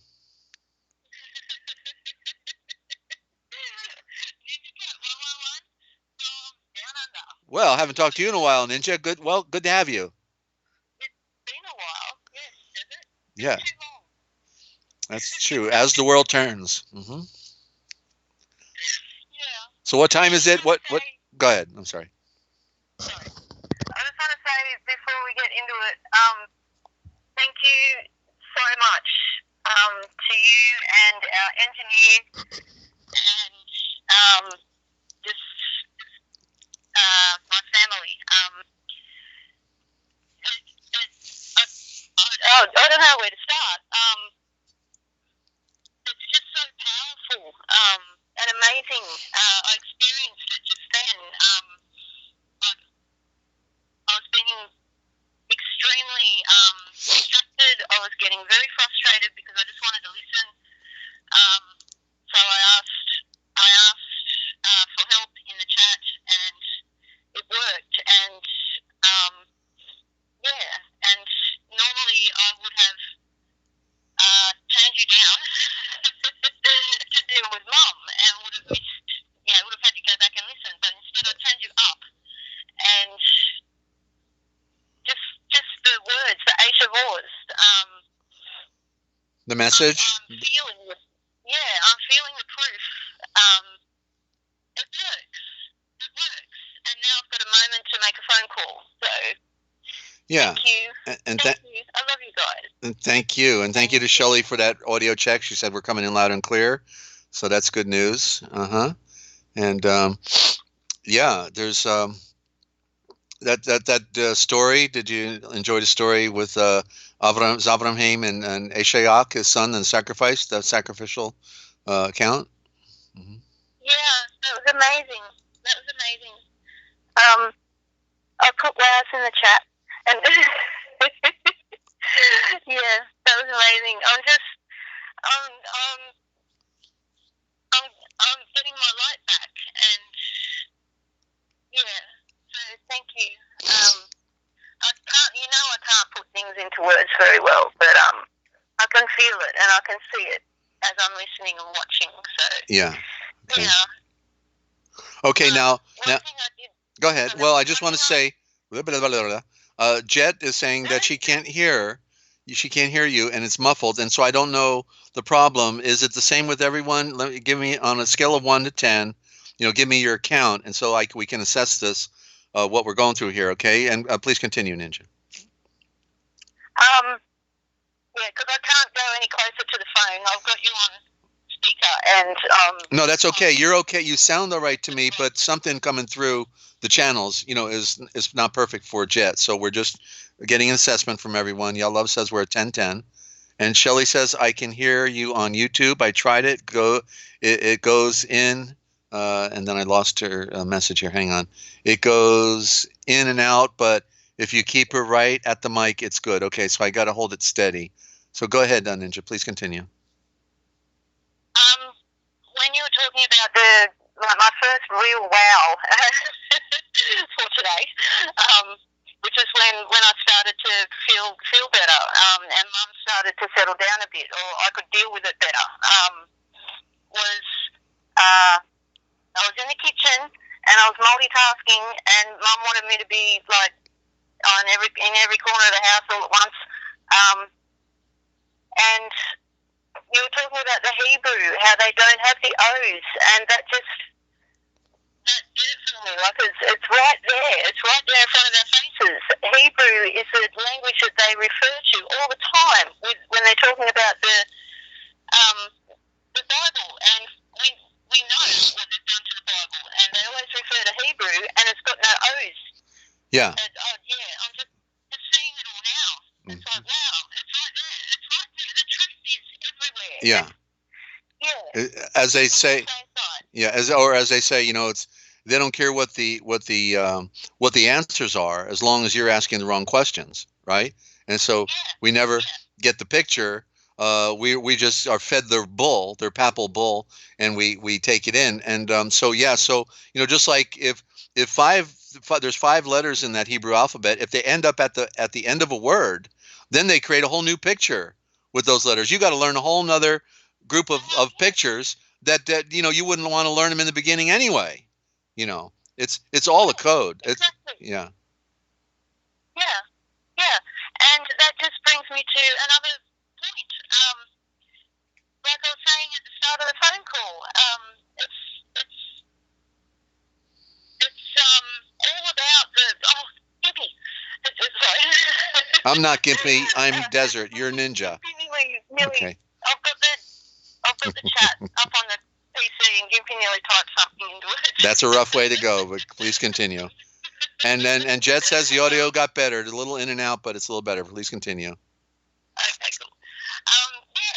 It all goes back to the Asia Wars, the original symbols. That's the big picture. To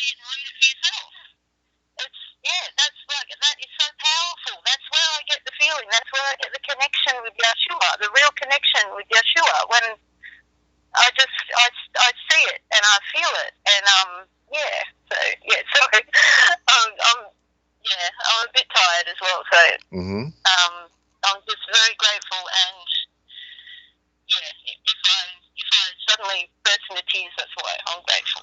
Oh, great. Yeah. And well, it's a thick wick, and it's really fantastic to have things opened up.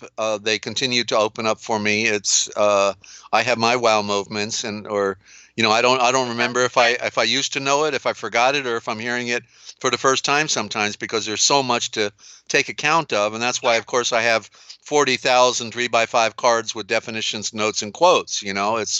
I've just got, it's such a vast, a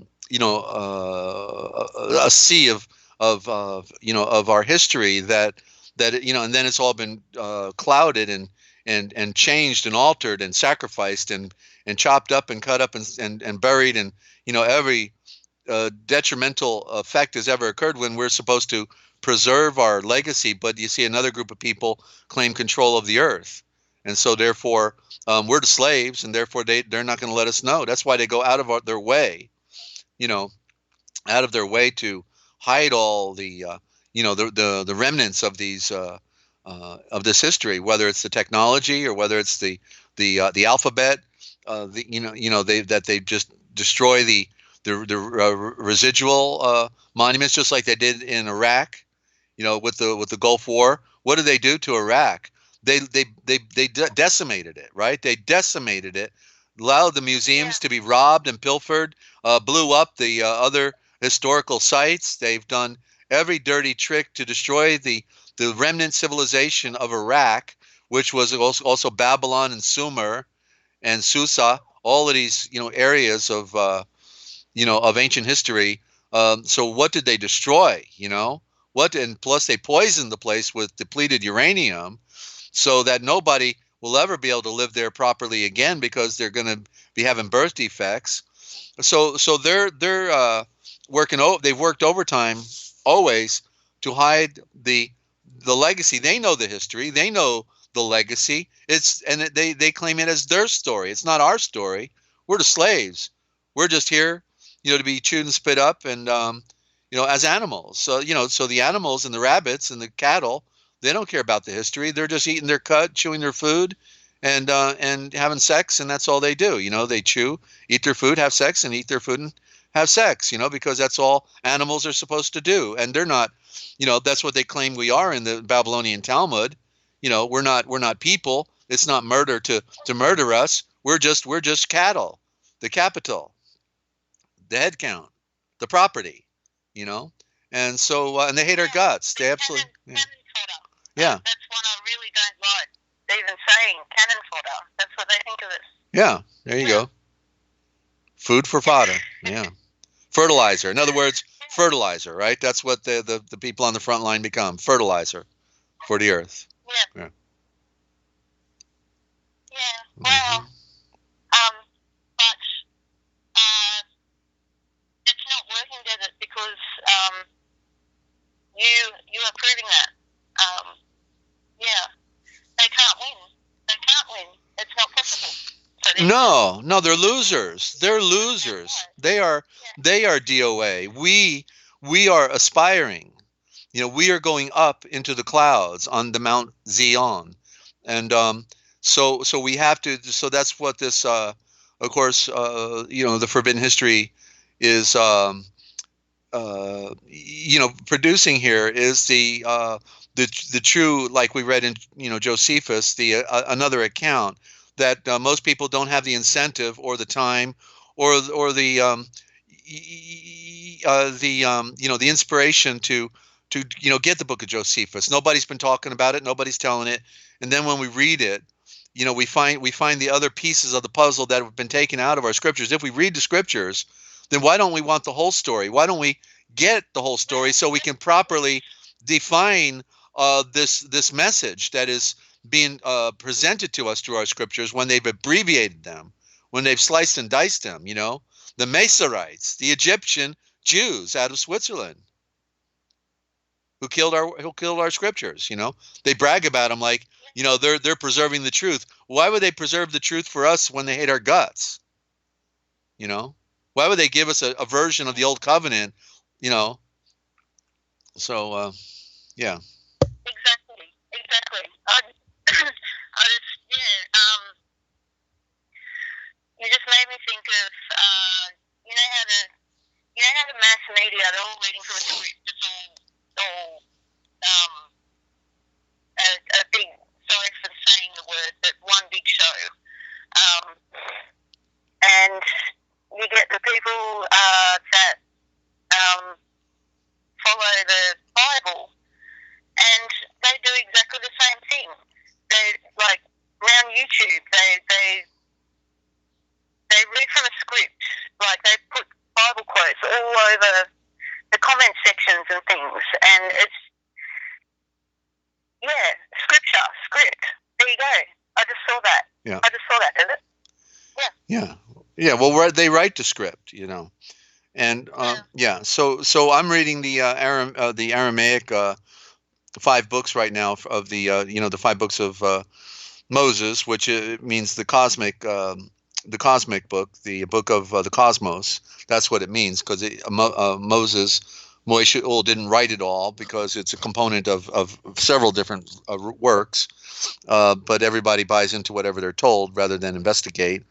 And from the Aramaic, it is so different.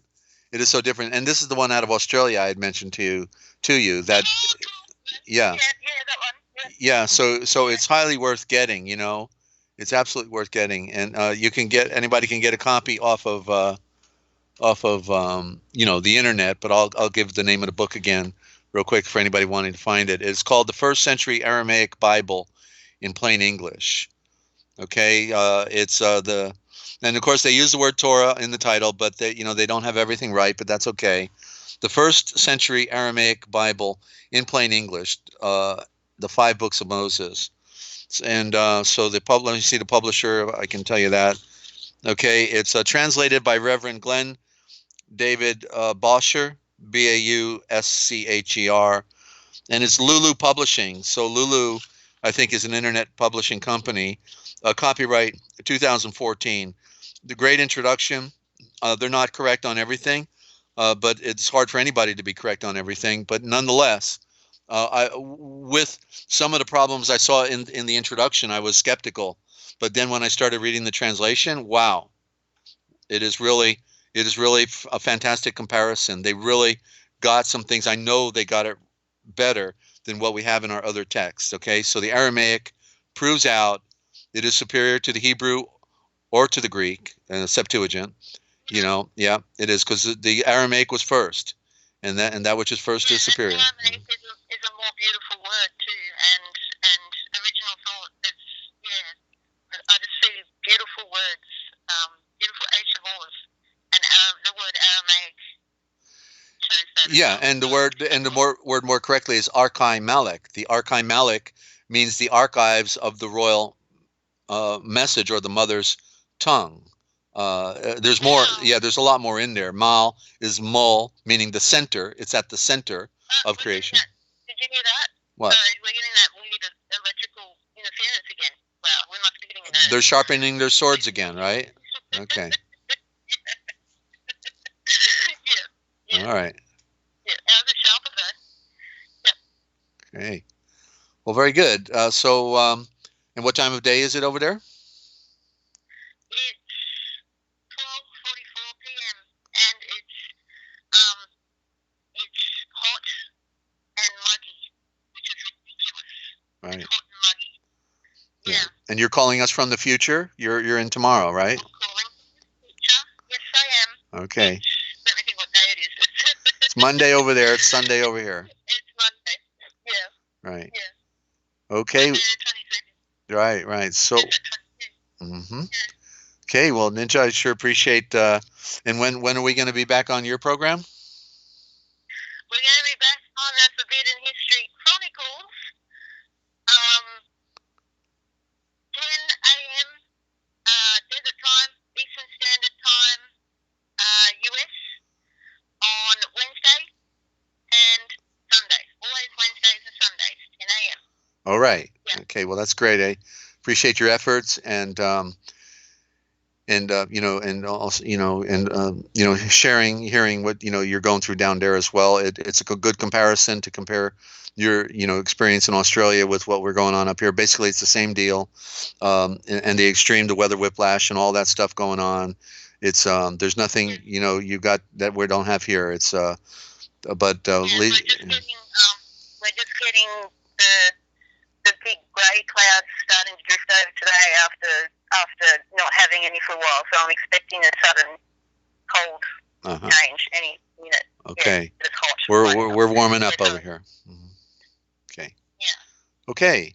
So thank you for calling in and being a part of Forbidden History Live right here with Shelley G and yours truly. Okay. We're going to go back and do some symbolism now. Okay. Okay. Yeah. And I wouldn't miss it. I love this. So thank you, and love you guys. Always creating life for everybody. Thank you. He's a rain. Yeah. All right, we'll do. Okay, see you back on the board then, Ninja. Okay. All the best to you and your mom. Okay. Peace and love. I'll be back in a second, and thank you. All right. Thank you. Bye-bye. See ya. All right, and that was Ninja Cat 111, and want to welcome any new listeners out there as well. And we're trying to make lemonade out of lemons, and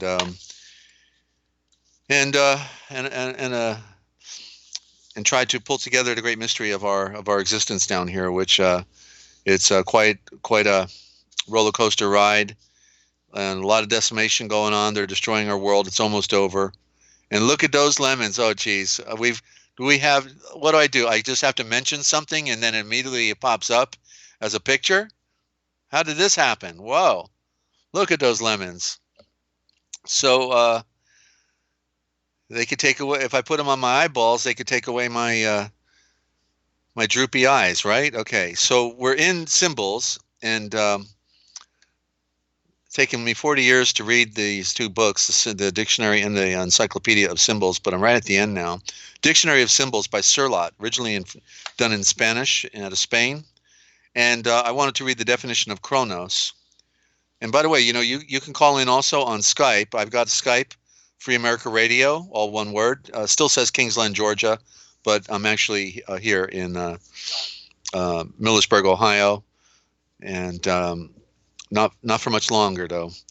And we're going to be relocating this ministry onto the top of a mountain somewhere.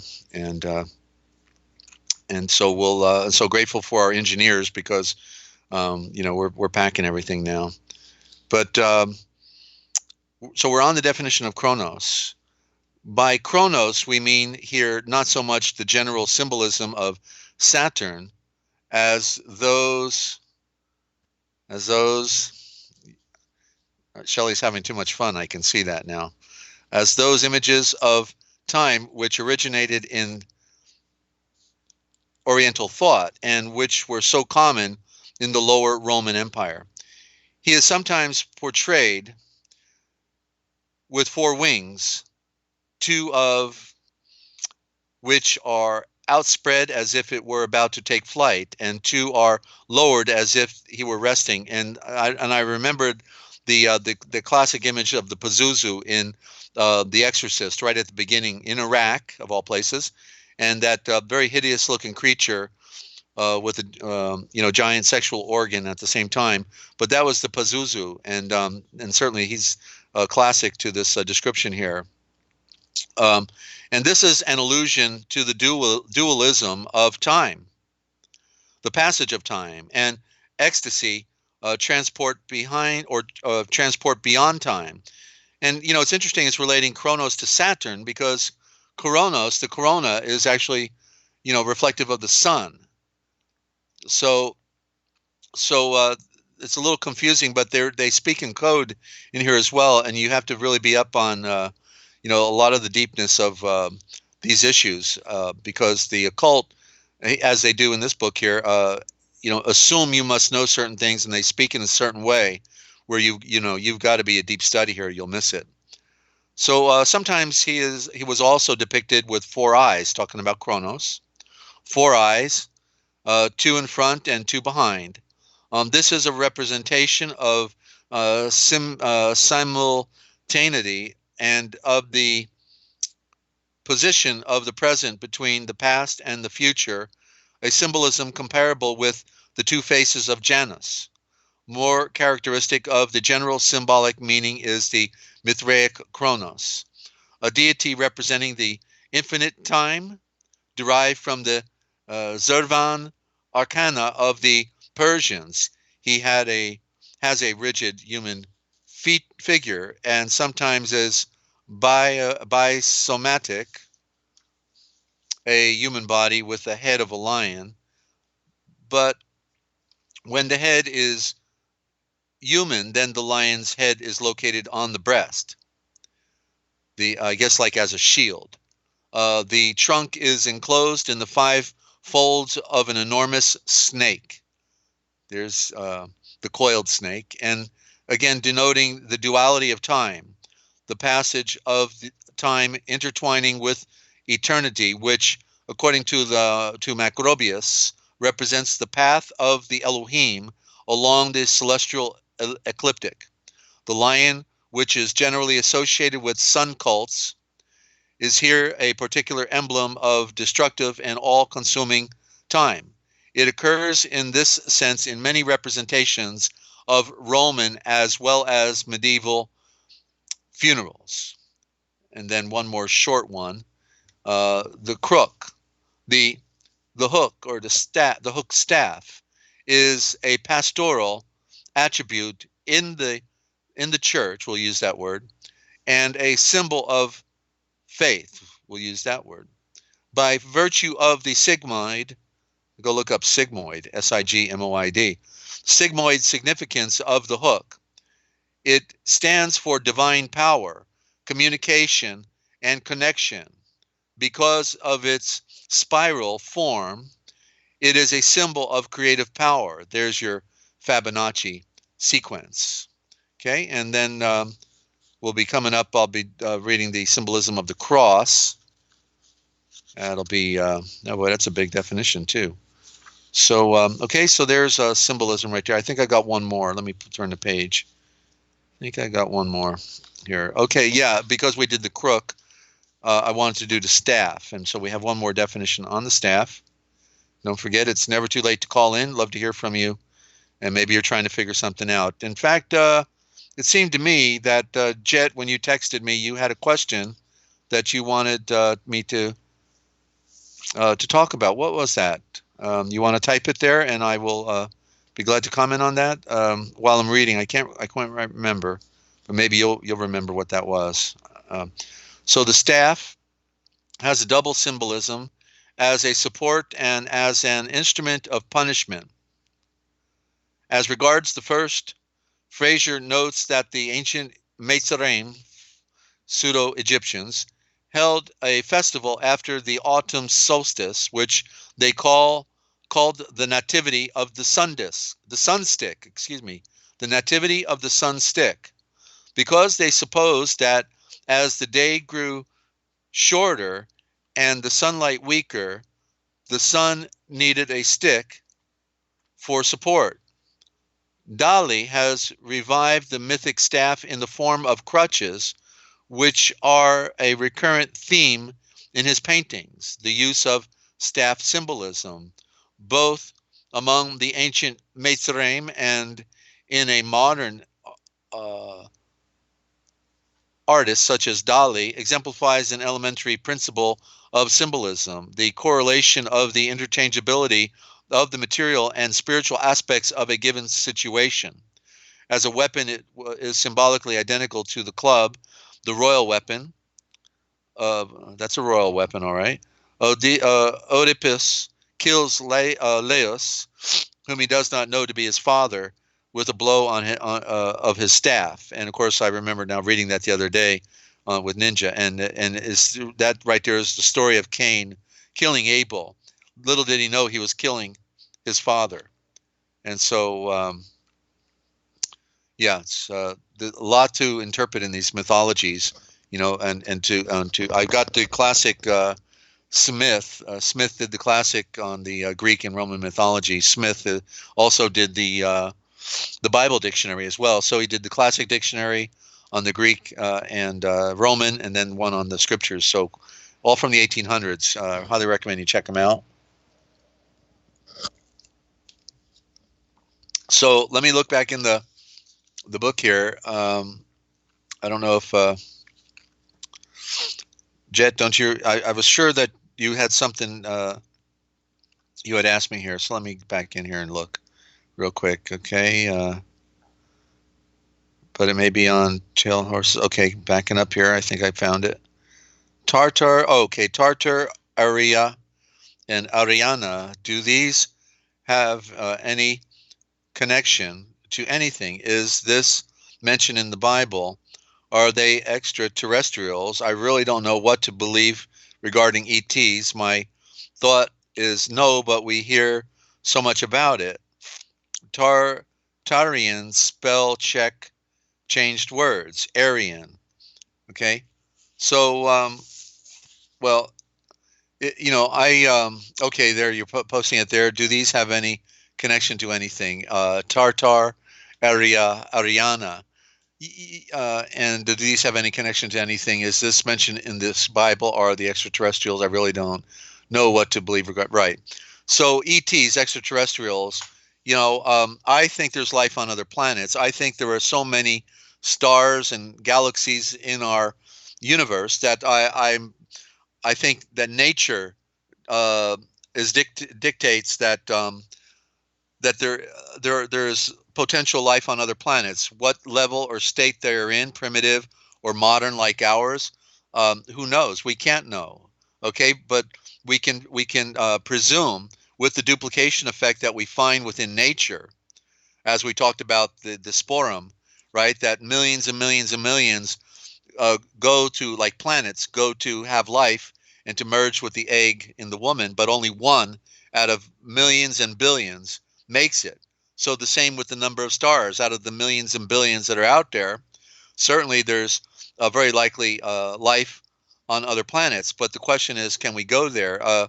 It was Edmond Bordeaux-Ziquet. He talked about the Essenes, and he said that in their writings, and I've got some of his works coming, by the way. I didn't know where to access some of his other materials and just recently found it. But he says that the Essenes said that there were life on other planets that they were convinced of or had knowledge of because they were connected with the one.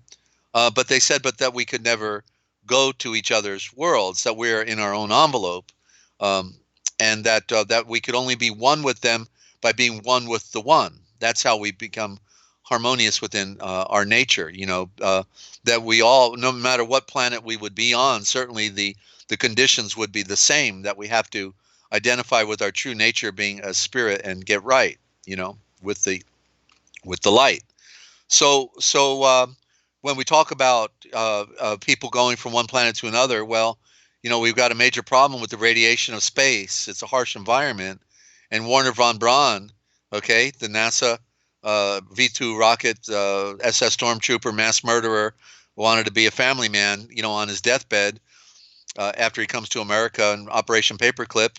Then he says that we couldn't go to the moon. That in order to go to the moon, we would have to have a lead shield 5 feet thick, a lead shield 5 feet thick, and therefore the type of a rocket that you'd have to build to launch that much weight would be as big as the Empire State Building. Okay, so basically an impossibility. There is a radiation belt. We are on under an envelope which is called the ozone layer, which they basically have destroyed now, and now we're being bombarded with UVB and UVC radiation. We have all the evidence of it. The trees are dying, the plants are dying, the oceans are heating up, the sea life is dying, and so there is no, you're gonna how can people go from one planet, and they pinpoint it out there in the darkness, planet Earth, and they come here, and they're gonna travel how many light years, or how many 10,000 of years, or 100,000 of years? How long? And and my question is, beyond being able to live that long, what did they eat along the way? Did they stack up on peanut butter and jelly, or I mean, come on, they're driving and they're naked. They got all these pictures of naked grays and naked blues or whatever. And I haven't seen the polka dotted ones. But I'd like to see those. But anyway, it's when you logically think about it, and where they say, well, no, they went through a wormhole. That's how they got here. Okay, well, that's a theory, because the only wormholes that really exist right now are in people's minds. They have the wormholes in their head, because this is not scientific at all. It's conjecture that is based upon somebody's imagination. But when we look at space, what do we see? We see a void. It's empty. And then we've got little points of light, and these are typically stars or potentially galaxies far away. And so we can't go there, and they can't go here, and they're gonna, and I like the idea, and then when they get here, they're gonna conquer the planet. They came all this way on peanut butter and jelly and naked, and now they're gonna conquer our planet. All the anti-gravity craft that we see is the World Federation underground group, and they've been flying these anti-gravity craft always, since they've been building the Great Pyramid civilizations. They are the Aryan Vekaresh. These anti-gravity UFO are not outer space vehicles. They are inner space vehicles. They fly anti-gravity on the inner space below the envelope of the ozone layer. Okay, they go around the world on inner space, not outer space. They could not live in the outer space, with the aluminum, or whatever shield they have on the outside, So Tesla technology is free energy, and he identified with the energy of the universe, and that the Earth is being charged continuously from the atmosphere. The light comes down from the sun, charges the atmosphere, and the Earth's spinning is like a gyroscope, and it's being charged. The lightning strikes, the tornadoes. They are sucking the energy from the air into the Earth. The Earth is continually being charged in this nature. Okay, and right, the pyramids appear to have been some type of energy potential as well. That this is all, again, theory. There seems to be, pretty interesting theories in this regard. But the Giza pyramid, which is a code with all the numbers and its structure, was commissioned to be built by Yahweh. Was designed by Yahweh and built by Melchizedek prior to the flood, before they built the Great Ark. It was left to be a monument to remind us about the greatness of Yahweh. The one who made the universe is the one who gave us the Gezer pyramid, not the Giza, Gezer. The Gezer, because it means it's a reflection of the universe. It's got the dimensions of the circumference of the Earth, the distances between sun and Earth, and moon and Earth, and all of these numbers. That's what we're supposed to look at, the numbers. It's a code built within the structure, and it's an 8-sided pyramid. Okay, it's got a crease in the middle of each of the 4 sides. It is 8-sided, and most people don't talk about that. So yeah, there's a lot of enigmas that we're confronted with. And we have to, and the thing is spinning. I'm going to refresh it and hope we're still good on the broadcast here, and it looks like it. Okay, and so I hope that answered your questions, Jet. And so Aryans are aliens. Okay, just change one letter, alien, and change the L to the R. I got 3 dictionaries. Okay, 3 of them that from Noah Webster 1828 to the Universal Dictionary of the English Language by, I already packed it away now, but from 1930s and in there, and then also I think it's the Oxford. All 3 of these primary dictionaries, they say that the L and the R are interchangeable codes, and that throughout time they're playing the trickery with the L and the R. Like the right hand is the light hand because it's the power arm, the power hand. The right is the light for strength, and the left is reft of the light because it's the weaker arm typically in most people. So you see, there's the code. The left is reft of light. Change the L to the R, and we see it in other words as well. I don't have my dictionary at the time at my disposal right now to because I did a whole series of words, the switch outs in the L and the R, and light is right. Okay, light is right. Right is light. Okay, there's another example. So anyway, it looks like we may have Asians have it collect. Asians have it collect. I don't know what that means, Jed. I'm sorry. So anyway, I guess unless my engineer has something she wants to join us in on, have a comment or question, or and there's nobody else calling in on the phone here. She says she's good. Yeah, she's very good. I enjoyed those additional clips tonight that popped in there. Wow, I can't wait till she gets good at this. Then she's really going to be doing good. So and thank you, Shelley, for this effort. It helps because we have a lot of information to get out in a short time to do it, and we have to get serious with our spirituality, with our true nature. There's two of us, and one of us has to die so the other can live. We have to, the serpent, the flesh is biting at our heels, wanting us to go have a party and, forget about this end of the world stuff and the true nature of our spirit. The flesh wants to have a party, and that's the one we have to step on the head of the serpent, and that is the flesh, and put back reason and light, and connect with as it says when if we sow to the spirit, we shall reap a life in a day without end. If we sow to the flesh, we reap darkness and death. So it's a mystery, but it's really exciting to uncover the mysteries, to know that you can know. Just like, okay, look at that picture right there that Shelley put up of the Mediterranean. Mediterranean Sea, the sea in the middle of the land. What? Sea in the middle of the land? Yeah. Look at where the Atlantic Ocean comes in. You got this little 2-mile strip right there from the African side of Morocco to the European side of Spain, and all of the ocean rushes in through that narrow little gate. Okay, and you can tell by looking at Spain and Africa that at one time that were all bumped together.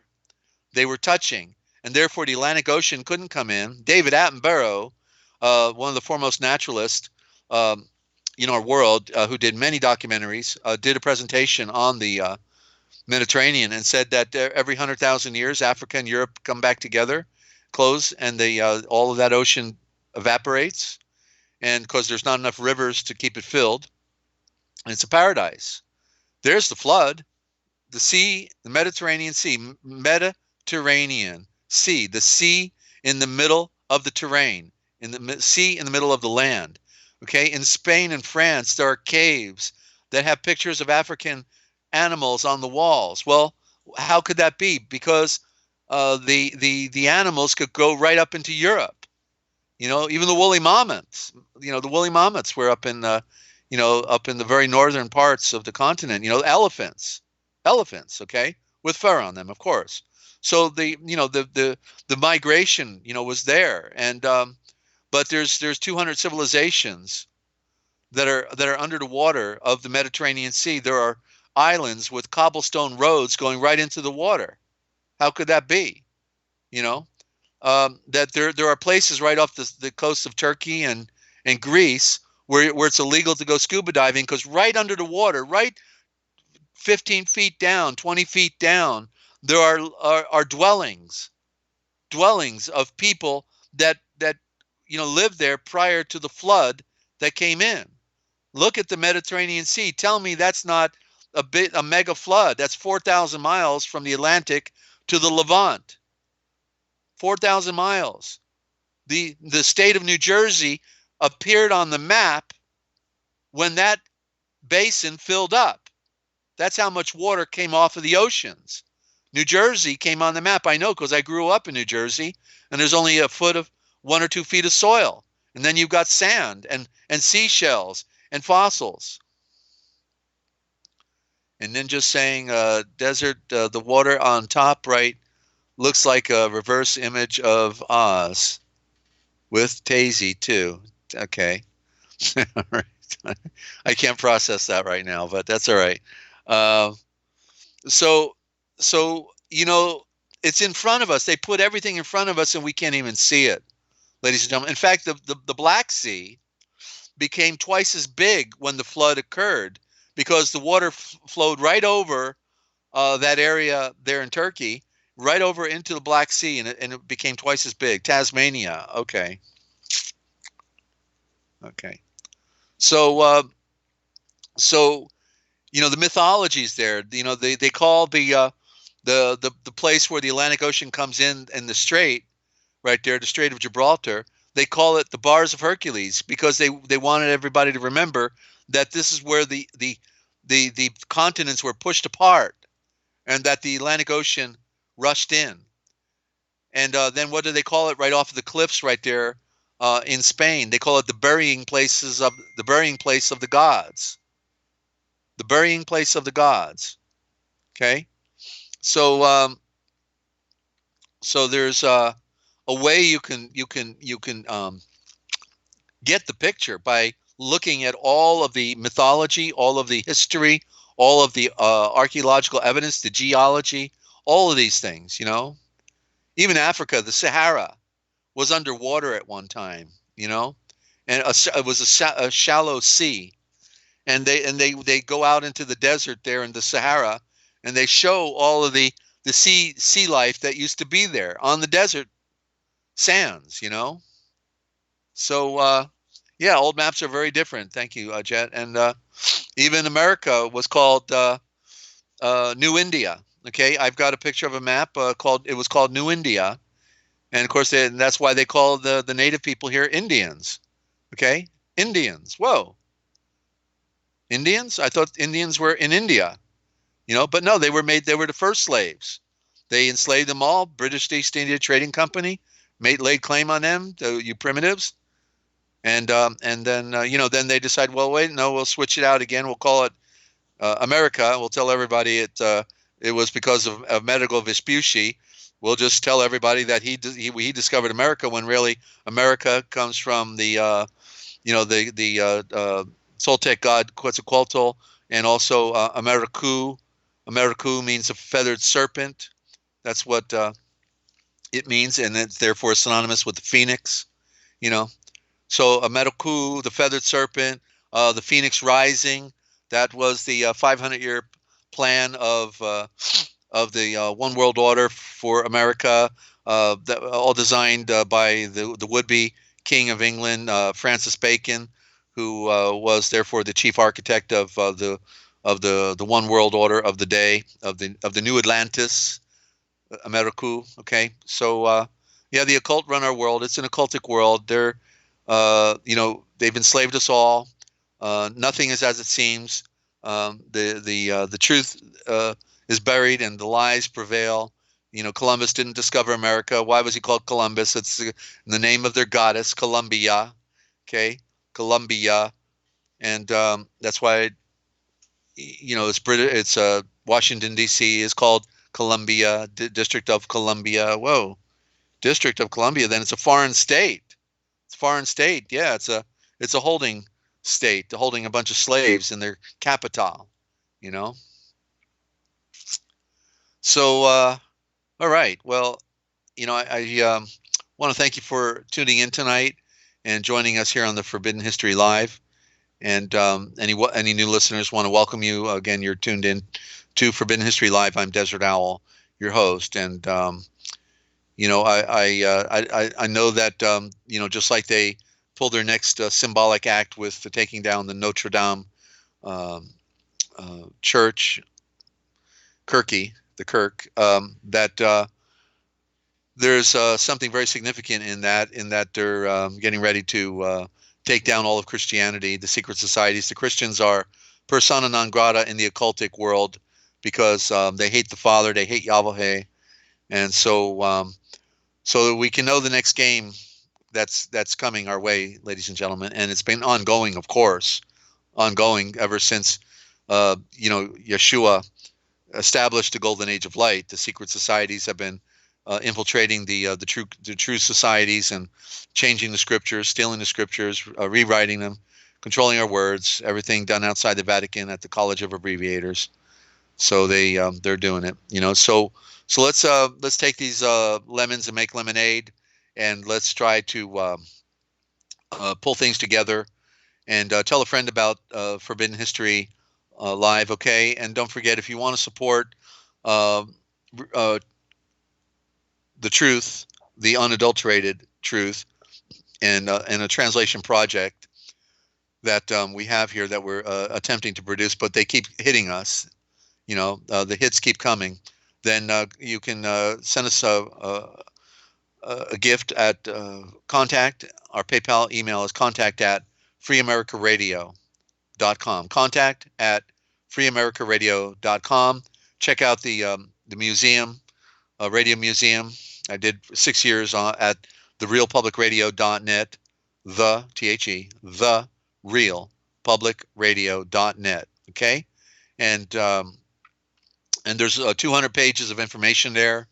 If you want to download the original gospel, the Aquarian gospel, free PDF download, go to Desert's Classics, the tab up at the top in the middle, Desert's Classics, and then at one of the bottom tabs, the fifth or sixth row that opens up once you go to Desert's Classics, and then look for original gospel.